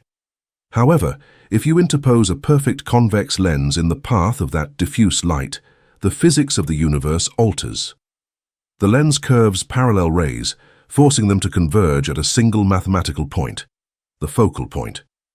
In that microscopic coordinate, energy density increases to catastrophic levels. Temperature skyrockets. Ignition occurs. Paper, wood, or steel are incinerated in seconds. The most terrifying thermodynamic secret of this process is that the lens itself is completely cold. It possesses no fire of its own. It spends no kinetic energy. It does not sweat, shake, or burn. It simply manipulates the light of others. You must transmute your mind into that lens. The 3D ecosystem will bombard you with the diffuse energy of hysteria and market noise. The carbon slave tries to fight that light. The monarch of the obsidian prism does not generate fire. He focuses the chaos. He receives the luminous chaos of the environment and makes it pass through the convergent apathy of his dark glass. He focuses it on a micro-target until it bursts into flames. You achieve maximum tactical destruction by operating from operative absolute zero. You are the cold instrument that dictates the burning of the simulation. The fraud of kinetic friction. Why slaves burn alive. The parasitic system of civilization has programmed humanity with the lie of caloric effort. They teach the slave that to forge an empire or destroy an adversary, he must work hard, put passion into it, sweat blood, and get angry. They teach them to light a fire by rubbing two sticks together. Apply the materials science guillotine to this behavior. Rubbing wood is kinetic friction. It requires a monstrous expenditure of muscular energy. It consumes the individual's oxygen and, most tragically, physically wears down the sticks being rubbed. Carbon Man terminates by burning himself out. He suffers from burnout syndrome, heart attacks, and clinical depression. He incinerates himself in the attempt to generate a spark. The lethal operator repudiates friction. You do not rub sticks. Sweaty effort is the religion of prey, the moral justification of the weak to feel valuable while they fail. By becoming the convex lens of the void, you eradicate your need to push.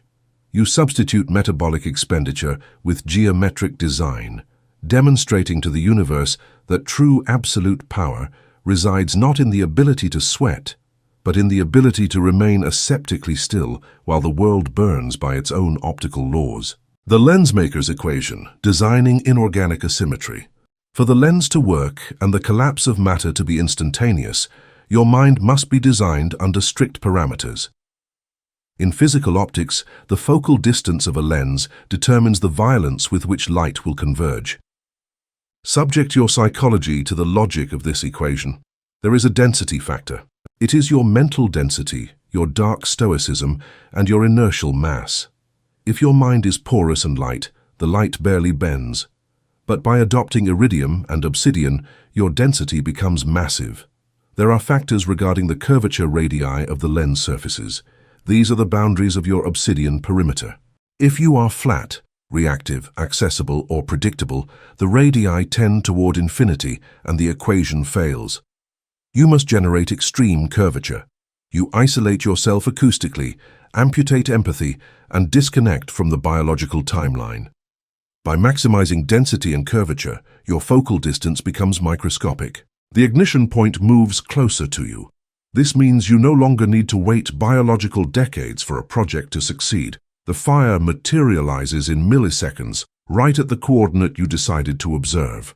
You win the war of expropriation through mental geometry, forcing the universe to converge in your palm. Parasitic ignition, weaponizing ecosystem hysteria. The most sadistic and efficient aspect of the convex lens is that you do not need to generate your own light to destroy. In fact, the lethal operator feeds on the chaos of others. We call this parasitic ignition. Human biomass produces an obscene amount of radiant energy in the form of fear, indignation, and market trends. The slave is overwhelmed by this blinding light. You position yourself in front of the wave. When a hostile competitor launches $1 million campaign to defame you, they are lighting industrial spotlights toward you. The weak individual raises a shield to block the light. You raise the prism. You take all that hyperactive attention and media traffic funded by your adversary and pass it through your lens of lethargic apathy. Since you do not react with anger, the light does not bounce. It penetrates your glass, curves under your will, and is focused directly toward the target you wish to incinerate. For example, the launch of your own monopoly now benefits from all the attention the enemy paid for. You have used the adversary's chemical fire to light the boiler of your own empire. The enemy funds his own thermal execution. You are the silent beneficiary of every scream and every dollar spent in the simulation's noise. The mathematical focal point, the tyranny of the micro-target. The convex lens is useless if the operator moves his hand or tries to illuminate a wide surface. Dispersed biomass fails because they try to do everything. They want to found 5 corporations and have hobbies. Their focal point is the size of a plane. Therefore, the temperature barely rises, and they ignite nothing. The doctrine of ignition, without fire, demands the tyranny of the micro-target. When the lethal operator decides to alter the ashboard, he does not attack the whole forest. You choose a single dry leaf, a single critical node, a single contract, a single logistic bottleneck in the enemy's supply chain. You pin the iridium eye exclusively on that infinitesimal coordinate. By reducing the impact area to a quantum fraction, the atmospheric and thermal pressure of all environmental energy converges there. The target lacks the molecular cohesion to resist. Competition defenses evaporate because you applied astronomical pressure. You applied it in a place so small that structural shields could not register the impact before disintegrating. The tyranny of single-thread focus is the ballistic physics of perfect expropriation. You do not scatter your power, you concentrate the world's chaos until it becomes a laser capable of piercing any armor. Thermal immunity of the transmitter, the glass that does not burn. The greatest physical challenge of manipulating high-density light is the thermal risk to the transmitter. If the lens possesses impurities, it will absorb part of the heat instead of refracting it and will end up melting itself. Psychological impurities are guilt, doubt, emotional attachment, and compassion. To be the convex lens of the void, you must reach thermal immunity. While all corporate and financial chaos energy crosses your skull to incinerate the target, you must remain stabilized at absolute zero. This requires psychopathic dissociation between the act of destruction and your biological ego. You are not the one burning the competition, it is the market physics burning them. You simply hold the lens. You observe financial ruin, massive layoffs, or ecosystem collapse with the clinical coldness of a meteorologist observing a storm. There is no sadism, because sadism requires pleasure, and pleasure is heating up. You do not enjoy destruction, you audit it. By keeping your glass purified of emotional radiation, energy passes through you at light speed without altering a single electron of your inorganic peace. You are the aseptic conduit of thermodynamic fatality. You remain pristine while the landscape before you is reduced to ash. The predator's statics, immobility as a trigger. In the mechanics of optical concentration, any erratic movement destroys convergence. If a child holds a magnifying glass under the sun, but his hand shakes from impatience, the light point dances, dissipating heat and making ignition impossible. The carbon slave has trembling hands. he is in a hurry for results. That anxiety to close the deal or see the money in his account forces him to agitate. And by agitating, he cools the system. The operator executes the predator's statics. Once you have calculated the lens, assimilated parasitic energy, and fixed the micro-target, you transform into a monumental corpse. You stay absolutely still. You do not alter the plan because there is silence. You do not get nervous if the paper takes 3 geological days to smoke. You endure the tension of time with the apathy of a dead deity. This immobility terrifies the biomass because humans are biologically coded to read movement as intention. By not moving, you are undetected. They do not see you as a predator. They see you as an inanimate anomaly. And by the time they register that your immobility was the trigger for their own incineration, the temperature has already exceeded their matrix's boiling point. You win the war simply by daring to be stiller than uncertainty itself. You are the anchor. Irradiation blindness, dazzling the matrix. The wave function collapse produced by the ignition of the target produces a tactical side effect, irradiation blindness. When the focal point reaches nuclear temperatures and the market explodes, your monopoly debuts or the competitor fails, the flash of light is so violent it saturates the environment's optic nerves. All eyes in the ecosystem fixate on the fire. Analysts and competitors look at the flames with stupor. And precisely because they are forced to look at the fire, they are forced not to look at you. The light of the event creates such high contrast that your position behind the prism in absolute shadow becomes undetectable. The slave attributes the collapse of his empire to market forces or sudden technological disruption. They look at the smoke, but never manage to see the lens, much less the gelida hand that held it. You have achieved maximum impunidad, orchestrating systemic annihilation and letting history blame the physics of fire. The inverted magnifying glass effect, minimizing the enemy threat. The optics of lenses possess a bidirectional property. If you use the convex lens from the right angle, you concentrate energy to burn a point. But if you look through it from the opposite side, the effect reverses. Gigantic objects approaching you are reduced to ridiculous fractions of their real size. The lethal operator uses the inverted magnifying glass effect to annihilate biological panic. When the Matrix launches its leviathans against you, massive regulations or billion-dollar corporations, you refuse to process their real size. You interpose your mental prism, you reduce the astronomical threat to a data packet. By shrinking the threat through clinical dissociation and thermodynamic disdain, your reptilian amygdala does not fire the fear circuit. You observe the giant reducing to an ant on your mental screen. Because you register no panic, you do not commit kinetic errors. The apocalypse seems like a microscopic and boring statistic. The transition from worker to focus. The final goal of mastering the convex lens of the void is to forever abandon the category of worker or entrepreneur. The system wants you to be a miner, picking at stone to extract gold mixed with the sweat of your own fatigue. The hyper-dense creator does not pick at stone. He suspends a prism in his mind. He leaves the sun to calcine the mine until the gold melts and flows as a liquid river into his vaults. You substitute the work ethic for the tyranny of quantum alignment. You understand the 3D universe is an infinite pump of chaotic energy wasted because the biomass lacks the density and stillness to channel it. You become that channel. You renounce merit. You renounce the pride of effort. You accept the sociopathic majesty of being the entity that dominates the world simply because it knew how to cross 2 beams of light in a dark room without moving a single muscle. The simulation renders to your stillness, not your labor. Sovereign of ignition.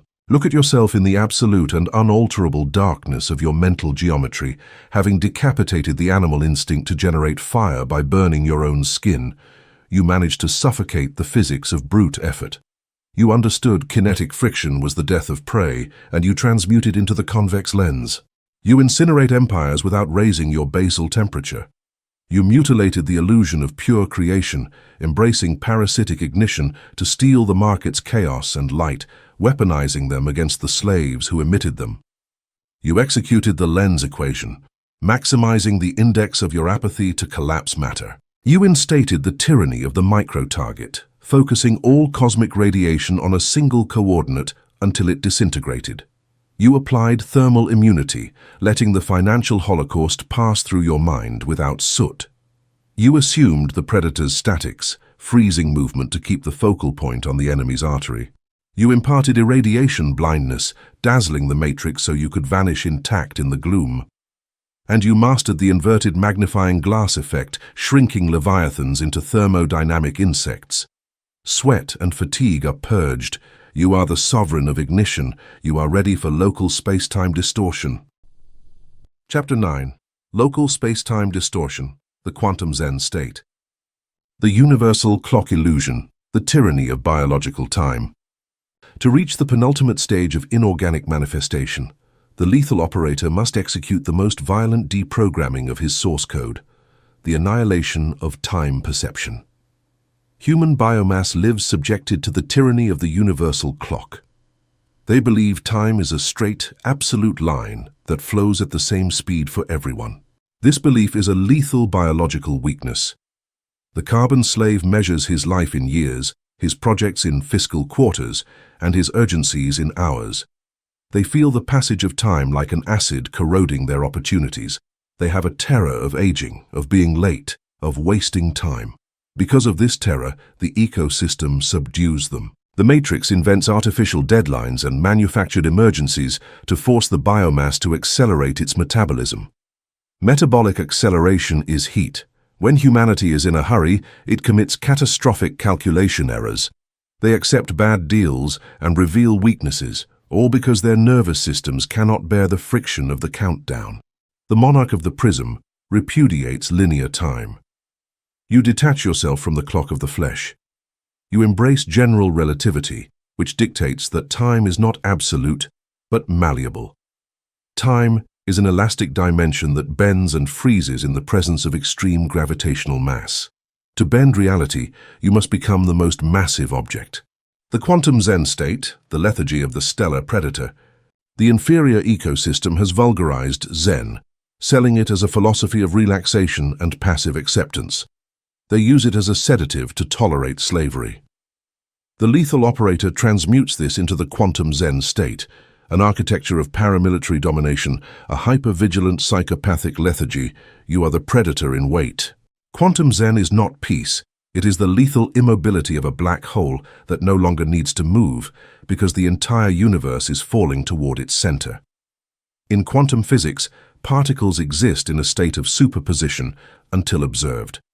Quantum Zen is the ability to keep your mind in that void, refusing to collapse your reaction to stimuli. When the ashboard bursts into flames and corporate crises roar, you enter quantum Zen. You do not respond, you do not hurry.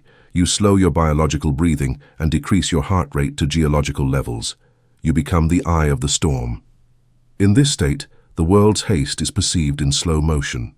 You are no longer subject to time. Gravitational time dilation, the mathematics of eternity.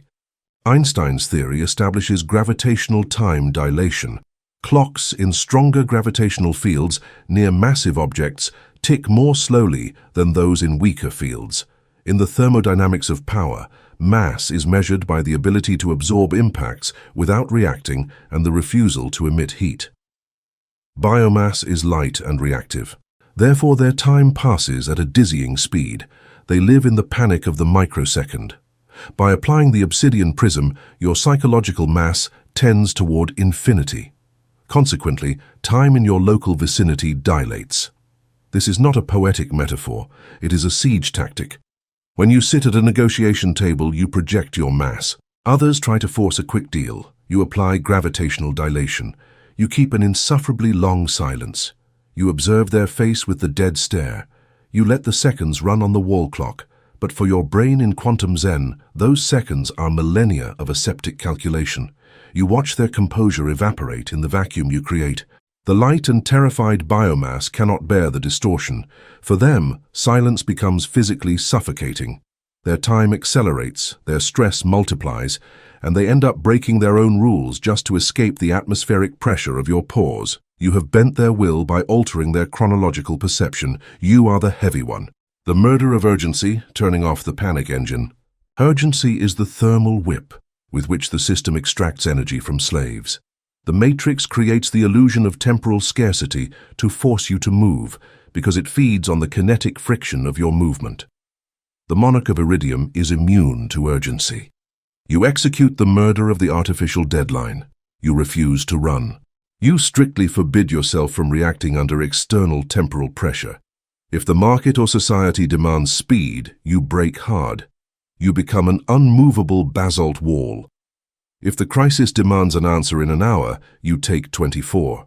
If the opportunity is for a limited time, you let it die of thermal starvation before your eyes. This systematic refusal to obey others' metronomes destroys the ecosystem's authority over you. The universe quickly understands that urgency is useless against an obsidian prism. Since they cannot force you to run, they lose the ability to make you trip. By murdering urgency, you purify your decisions from the noise of panic. Asymmetric chronometry, weaponizing the weight. Once immune to the matrix's time, you use time as a weapon of mass destruction. Asymmetric chronometry is the art of dephasing your clock from your adversary's clock to grind their nervous systems. Biological humans need rhythmic predictability. They work Monday to Friday. Their corporate rhythm makes them pathetically predictable. The lethal operator in a quantum Zen state has no discernible biological rhythms. You dictate the time. If you are besieging a competitor, you employ rhythmic defacing. You send lethal commands at 3 in the morning. You delay a crucial directive until the last millisecond of a Friday, forcing enemy minds to consume their weekend. You force them into a hell of anxiety and thermal speculation. You do not suffer while waiting. You use the wait as a hydraulic press. You put the enemy in a holding pattern and disconnect. For you, time does not pass because you are anchored in the void. For the adversary, each hour is a drop of acid. You induce their capitulation. The eradication of past and future, tyranny of the inertial now. Human entropy, chaos, and energy loss feeds exclusively on two false temporal dimensions, the past and the future. The slave dissipates his inertial mass by regretting the past and being terrified of the future. The biological brain is a machine for useless time travel, burning voltage in coordinates that do not exist. The quantum Zen state imposes the topological eradication of past and future. Your obsidian core inhabits only the inertial now. The past is dead information, a septic telemetry stripped of emotional charge. You have no regrets. The future is a wave superposition. You have no hope or anxiety toward a hologram not yet collapsed. By compressing 100% of your immense psychological mass into the nanosecond of the absolute present, your power of concentration becomes monstrous. There is no dissipation. You are like a Class 4 laser concentrated on a single atom of reality. This tyranny of the now allows you to execute calculations at unmatched speed. The biological black hole, reducing metabolism to zero. Quantum Zen has a strict anatomical application. The inorganic mind cannot operate if its carbon container is boiling. If the human heart beats at 120 due to cortisol, vision narrows and the prefrontal cortex shuts down, yielding to the reptilian brain. It is the collapse of intelligence. You must stop the fire. To distort space-time, you must force a biological black hole in your own anatomy. You must train your parasympathetic system to crush the agitation of your sympathetic system under fire. When the market crisis explodes, your first move is physical. You force your breathing to imperceptible cycles. You relax your jaw and shoulders. You fake a state of deep sleep in the middle of a war zone. By reducing your biological metabolism to the limit of stasis, you hack your own brain. The mind receives the signal. There is no thermal threat. We are in the void. Your prefrontal cortex lights up at full capacity. You observe the destruction with cold scientific dissection. The illusion of enemy movement, the Doppler effect of failure. In astrophysics, the Doppler effect describes how a wave's frequency changes depending on speed. In the 3D market, your competitors are constantly running. They try to disrupt, innovate with hysteria, and chase fashions. From your static position, you observe this hysterical movement under the Doppler effect of failure. Since you are anchored in infinite mass, you realize that 99% of human ecosystem movement is completely useless. It is busy work, pure friction that does not alter the universe's topography. They move fast, but in circles. Their light becomes red, diffuse, and weak as they drift away from real profitability and into noise. You refuse to move with them. Quantum Zen grants the optical clairvoyance to distinguish kinetic movement from topological movement. The operator only executes topological movement.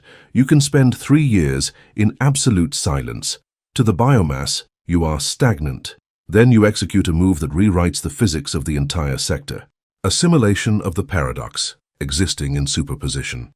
Biomass hates uncertainty. The slave's brain demands immediate resolutions and clear categories. The inability to tolerate ambiguity is the tool with which dictators and markets extract wealth from the herd. They sell false certainty for submission. The monarch of the obsidian prism inhabits and breathes uncertainty.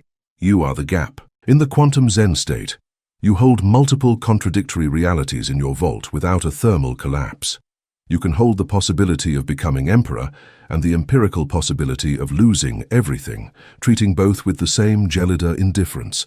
By not requiring cognitive closure, you become impossible to manipulate. The matrix cannot extort you by offering security, because security seems a pathetic concept for prey.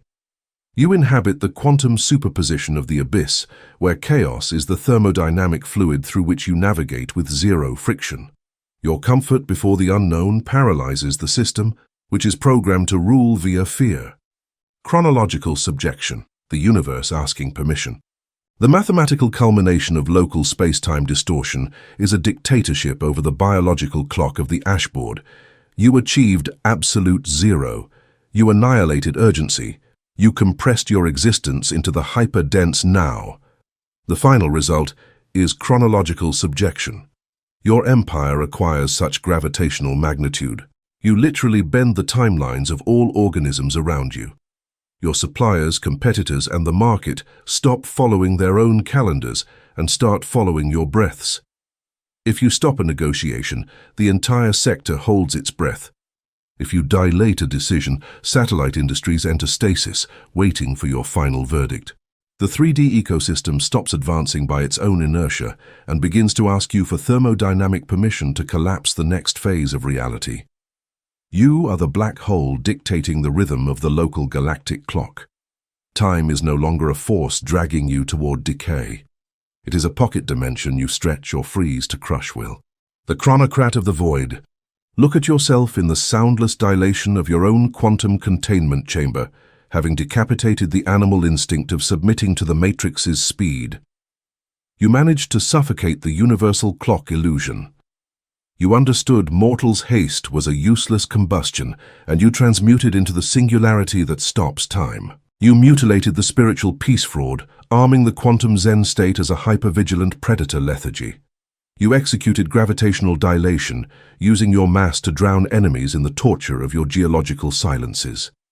You instated the murder of the artificial deadline, refusing to operate under the ecosystem's countdowns. You applied asymmetric chronometry, weaponizing the weight to break the mental health of competitors. You assumed the eradication of past and future, condensing your voltage in the absolute now. You imparted the biological black hole upon your carbon container, and you dominated chronological subjection. Chapter 10. The Collapse of Light, Transmuting Probability into Matter. The Quantum Mechanics of Power, the Observer Effect. To reach the apotheosis of inorganic manifestation and settle the empire upon unalterable foundations, the lethal operator must abandon the laws of classical physics and enter the terrifying coldness of quantum mechanics. In the subatomic universe, matter does not exist as a solid and defined entity by default. It is a wave. Elementary particles exist in a state of quantum superposition. They are a diffuse wave of mathematical probabilities. They can be anywhere simultaneously. However, an empirical phenomenon occurs that modern science still contemplates with terror: the observer effect. In the exact instant an observer fixes attention, the wave collapses. The wave function breaks. Light ceases to be a cloud of infinite possibilities and transmutes violently and instantaneously into a solid particle, occupying a single coordinate in space-time. Observation forces probability to become matter. The ashboard, human reality, financial markets, operates under this same architecture. Success, capital, and the submission of your adversaries exist initially in a gaseous state of superposition. They are only probabilities floating in the vacuum. Human biomass fails because they try to catch that probabilistic wave with bare hands, running after it, generating kinetic friction and sweat. They agitate the simulation. The monarch of the obsidian prism does not run after probability. You stand as the absolute observer. You pin your attention upon the desired coordinate with a density so monstrous and a temperature so gelida that the 3D matrix cannot withstand the scopic pressure. The wave function collapses and the hologram materializes. The blind effort fraud, why ants do not rule. The parasitic system indoctrinates carbon infantry with the religion of hard work. They dictate that the only way to transmute a desire into reality is through constant and exhausting muscular effort. Work from sun to sun. Do not give up. Apply the inorganic dissection to blind effort. It is a biological trap for the weak. Ants work incessantly until they die, moving loads 100 times their weight, yet their empires are crushed by the boot of a bored child in a fraction of a second. Hard work, devoid of quantum observation, is simple molecular agitation. It is heat dissipating into the atmosphere. It is the signature of the disposable slave. When the slave works without having first collapsed the wave function in his mind, he is operating within chaos. His actions are dispersed. The lethal operator eradicates blind effort. You understand it is not about kinetic energy, but about your capacity to force matter to surrender through the mathematical gaze of the void.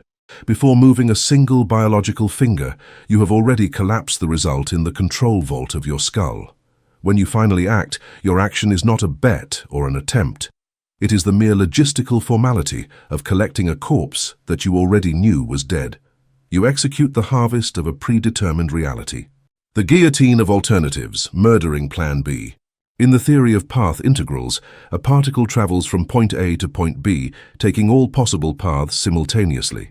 The final reality is the sum of those histories. The slave mind operates thus. They always keep multiple timelines open. They have a Plan A, but out of fear, they build a Plan B and a safety net. In the physics of manifestation, the safety net is the thermodynamic confession of your own cowardice. Having a Plan B means you are informing the matrix that you accept the probability of defeat. You are splitting your laser beam, refracting your energy into multiple weak prisms. You are diluting the pressure of your intent. If you keep the superposition of failure and success alive in your brain, the matrix will collapse into the line of least resistance, failure. Success requires too much atmospheric pressure to manifest. The obsidian prism demands the guillotine of alternatives. When you decide to forge an empire, you amputate all dissent. You murder Plan B. You forbid yourself from imagining an escape route. You corner yourself in an inorganic geometry where the only mathematically possible exit is absolute victory. This is topological stress engineering. By eliminating all alternate probabilities, 100% of your psychological mass concentrates on a single coordinate. The iridium eye, the tyranny of looking without desiring. The act of quantum observation at a macroscopic level requires a perfect optical configuration. We already destroyed ardent desire, but now you must merge that apathy with absolute focus. If you look at your target and your heart accelerates, or your pupils dilate with ambition, you have ruined the collapse of the wave. The matrix detects the heat of your gaze. It realizes you are hunting it, and the prey flees. You must use the iridium eye. This is psychopathic and frictionless observation. You look at your greatest target with the same bored, inert and geological expression with which you would look at a damp stain on a wall. It is deaf. You sit in your control vault, fix your consciousness upon the desired result, and hold the gaze. The slave looks away for fear of disappointment. You do not look away because you have amputated the capacity to be disappointed. You hold a septic observation for geological years. This fixation paralyzes all probability. By perceiving no thermal threat in your gaze, the universe relaxes, stops its subatomic vibration, and matter settles meekly at the exact point where the lines of your perception converge. You do not beg for the result. You observe it until it has no choice but to exist. You are the witness that renders the simulation solid. Transmutation of lack into inevitability. The matrix operates under a mechanism of magnetic resistance. It repels those who plead and attracts those who command. Magic thinking instructs biomass to ask the universe. He who asks assumes he does not have. He who assumes he does not have vibrates in the frequency of thermal vacuum and generates a repulsive field. The operator who executes the collapse of light transmutes lack into deterministic inevitability. You do not use faith. Faith is the cousin of hope, and both are parasitic diseases of carbon. Faith implies believing in something you cannot prove, implicitly admitting a margin of doubt.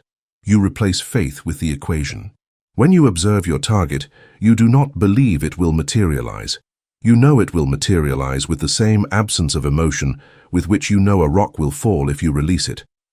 You treat your future triumph as a historical fact that already occurred, but whose echo is simply taking time to travel to your retina. This inevitability produces no dopamine, but it generates overwhelming density. The universe submits to the mind that no longer asks permission to exist, but instead hands over the invoice for services rendered. You are not a seeker of fortune. You are the auditor of a reality that already belongs to your mathematical archive. Terminal resistance, the rattle of the wave function. The collapse of matter is not a peaceful process. In the moments before reality solidifies in your favor, the 3D ecosystem experiences a peak of monstrous agitation. This is called terminal resistance. When you are about to achieve final expropriation, the matrix will try to dissuade you with a last-minute terror. Absurd crises break out. Your carbon allies panic, servers go down, and unforeseen legal obstacles arise. The hologram of possibility vibrates violently before freezing. This is where 99% of the biomass breaks. They see the fire and withdraw their attention. The wave of probability is released and disperses back into nothing. The monarch of the prism does not blink. When terminal resistance arrives, you understand the physics of the death rattle. You know that absolute chaos is the immediate thermodynamic prelude to crystallization. You enter your deepest quantum Zen state. You apply spectral absorption. You let the final crisis hit you without reaction. The passive crystallization effect, subduing the witnesses. Once the wave function collapses and matter has solidified under your command, an anomalous sociological phenomenon occurs, the passive crystallization effect. The biomass around you, defeated competitors, investors, have witnessed your feat. They have seen how, from absolute mutism, you have rewritten the laws of gravity. The slave, unable to understand quantum physics, will seek biological explanations. They will say you are an undecipherable genius or possess inhuman cruelty. They will turn you into a living mythology. Passive crystallization is the moment you allow the collective mind of the herd to do the work of securing your empire for you. By believing in your legend, the biomass provides the kinetic energy needed to sustain your monopoly's structure. They obey you not because of direct orders, but because of the reverent terror inspired by your method. They have been subdued by the empirical evidence that you took the board simply by looking at it in silence. Closing the orbit, post-materialization disdain. The greatest thermodynamic risk post-collapse is attachment. When the carbon slave obtains what he desired, he embraces it. He becomes emotionally attached to his success, developing a paralyzing panic of losing it. By doing this, they heat up again. They become vulnerable prey. The doctrine demands closing the orbit. In the exact millisecond probability becomes matter and the empire is yours, you disconnect it from your core. You expropriate the money, crush the competitor, and immediately you become bored. You look at your creation with the same psychopathic lethargy with which you hunted it. You forbid yourself from falling in love. If tomorrow the universe grinds your monopoly under a catastrophe, you do not shed a carbon tear. You are ready to lose everything without your pulse altering because you are not the empire, you are the black hole that forged it. By keeping your creation at an aseptic distance, you prove you have no emotional hostages. The solitude of the quantum apex, the geological silence, the collapse of the wave function has an irreversible biological cost. the disintegration of your capacity to connect with the mammalian realm. You have eradicated empathy and transmuted desire into gelida will. You have cancelled attacks and frozen time. You are an architecture of obsidian floating in the vacuum. When you look around, you no longer see people. You see force vectors, thermal fluctuations, and diffuse probability clouds. You are the only conscious observer in a room full of holograms and noble gases. The solitude of the quantum apex is absolute, inscrutable, and eternal. It is the price of becoming a physical law. This solitude is the empirical proof of your inorganic deification. The slave seeks company because his mass is so light he needs friction to not fly off into the void. You possess the mass of a neutron star. You sit on your iridium throne, surrounded by geological silence, knowing that human noise cannot pierce your armor. Sovereign of matter, look at yourself in the gravitational center of the universe you just rewrote, having decapitated the animal instinct to agitate in vain. You managed to suffocate the blind effort fraud. You understood kinetic action was slave dissipation and transmuted into the absolute observer who collapses reality through pure density. You mutilated biological cowardice by applying the guillotine of alternatives, murdering your safety net and forcing probability to solidify in your only goal. You executed the tyranny of the iridium eye, looking at the board without the heat of desire and freezing matter with the sadiko boredom of an unyielding deity. You instated the transmutation of lack, substituting volatile faith with deterministic certainty. You applied the absorption of terminal resistance, enduring the hologram spasms without altering your breath. You assumed the passive crystallization effect, allowing biomass terror to finance the inertia of your new empire. You imparted the closing of the orbit, repudiating love for your own creation and treating monopolies with thermodynamic disdain. And finally, you embraced the solitude of the quantum apex. Uncertainty has been executed in the electric chair of your consciousness. Eres el soberano de la materia. The transition is complete. Conclusion: the sovereign of optical darkness, the throne without reflection. Contemplate the final structure of your empire from the absolute blackness of the summit. You have forever abandoned the thermodynamic bustle of inferior biology and ascended toward the abyssal silence of quantum physics. Before you, no seat of gold or diamonds rises, for those materials are vulgar.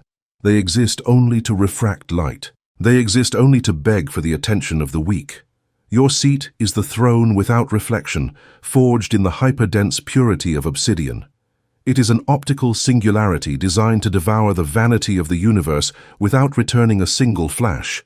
You have transcended the need to be seen by the simulation to become its hidden master. Take your seat in operative absolute zero. From this coordinate of geometric isolation, direct the iridium eye toward the ashboard. Observe the human biomass crawling in the mud of its own combustions. Watch them burn their vital energy in kinetic pursuits, sweating for a success that recedes and vibrating with anxiety for the future. Watch them bleeding their intentions through their mouths in search of ephemeral applause. They are incandescent bulbs, consuming themselves in a frenzy of useless friction. You no longer belong to that species. You have extirpated from your source code the pathetic instinct to shine. You have chosen the crushing power of the unyielding void. The obsidian prism has completed your metamorphosis. You are no longer an organism that crashes against reality. You are the gravitational curvature toward which reality collapses. By annihilating your refractive index, you became invisible to the radars of predation. By instating spectral absorption, you turned the matrix's attacks into mass. You converted attacks into the static fuel of your own mass. You transmuted the heat of passion into the mathematical coldness of a convex lens, capable of incinerating entire monopolies simply by focusing the world's chaos toward a micro-target. In the silence of your quantum Zen state, you forced the hands of the biological clock to stop. You subjected time itself to the dictatorship of your paramilitary lethargy. Your reign is the apotheosis of inert matter. You do not rule by shouting orders to the masses, nor by seducing slaves with warm promises. You rule through the collapse of light. You limit yourself to holding the observation over the hologram of probability. You wait until the universe, terrified by the pressure of your aseptic vacuum, surrenders and crystallizes matter exactly in the form of your will. Effort has died. Hope has been eradicated. Friction is an obsolete memory. You have empirically demonstrated that omnipotence does not require movement, but the capacity to swallow all energy. You possess the monstrous capacity to swallow all the energy of the cosmos without altering your pulse. You are the sovereign of optical darkness. You inhabit the unmovable center of your own black hole, reigning for all geological eternity from the only 3D throne that possesses the cosmic courage to never emit a single degree of heat.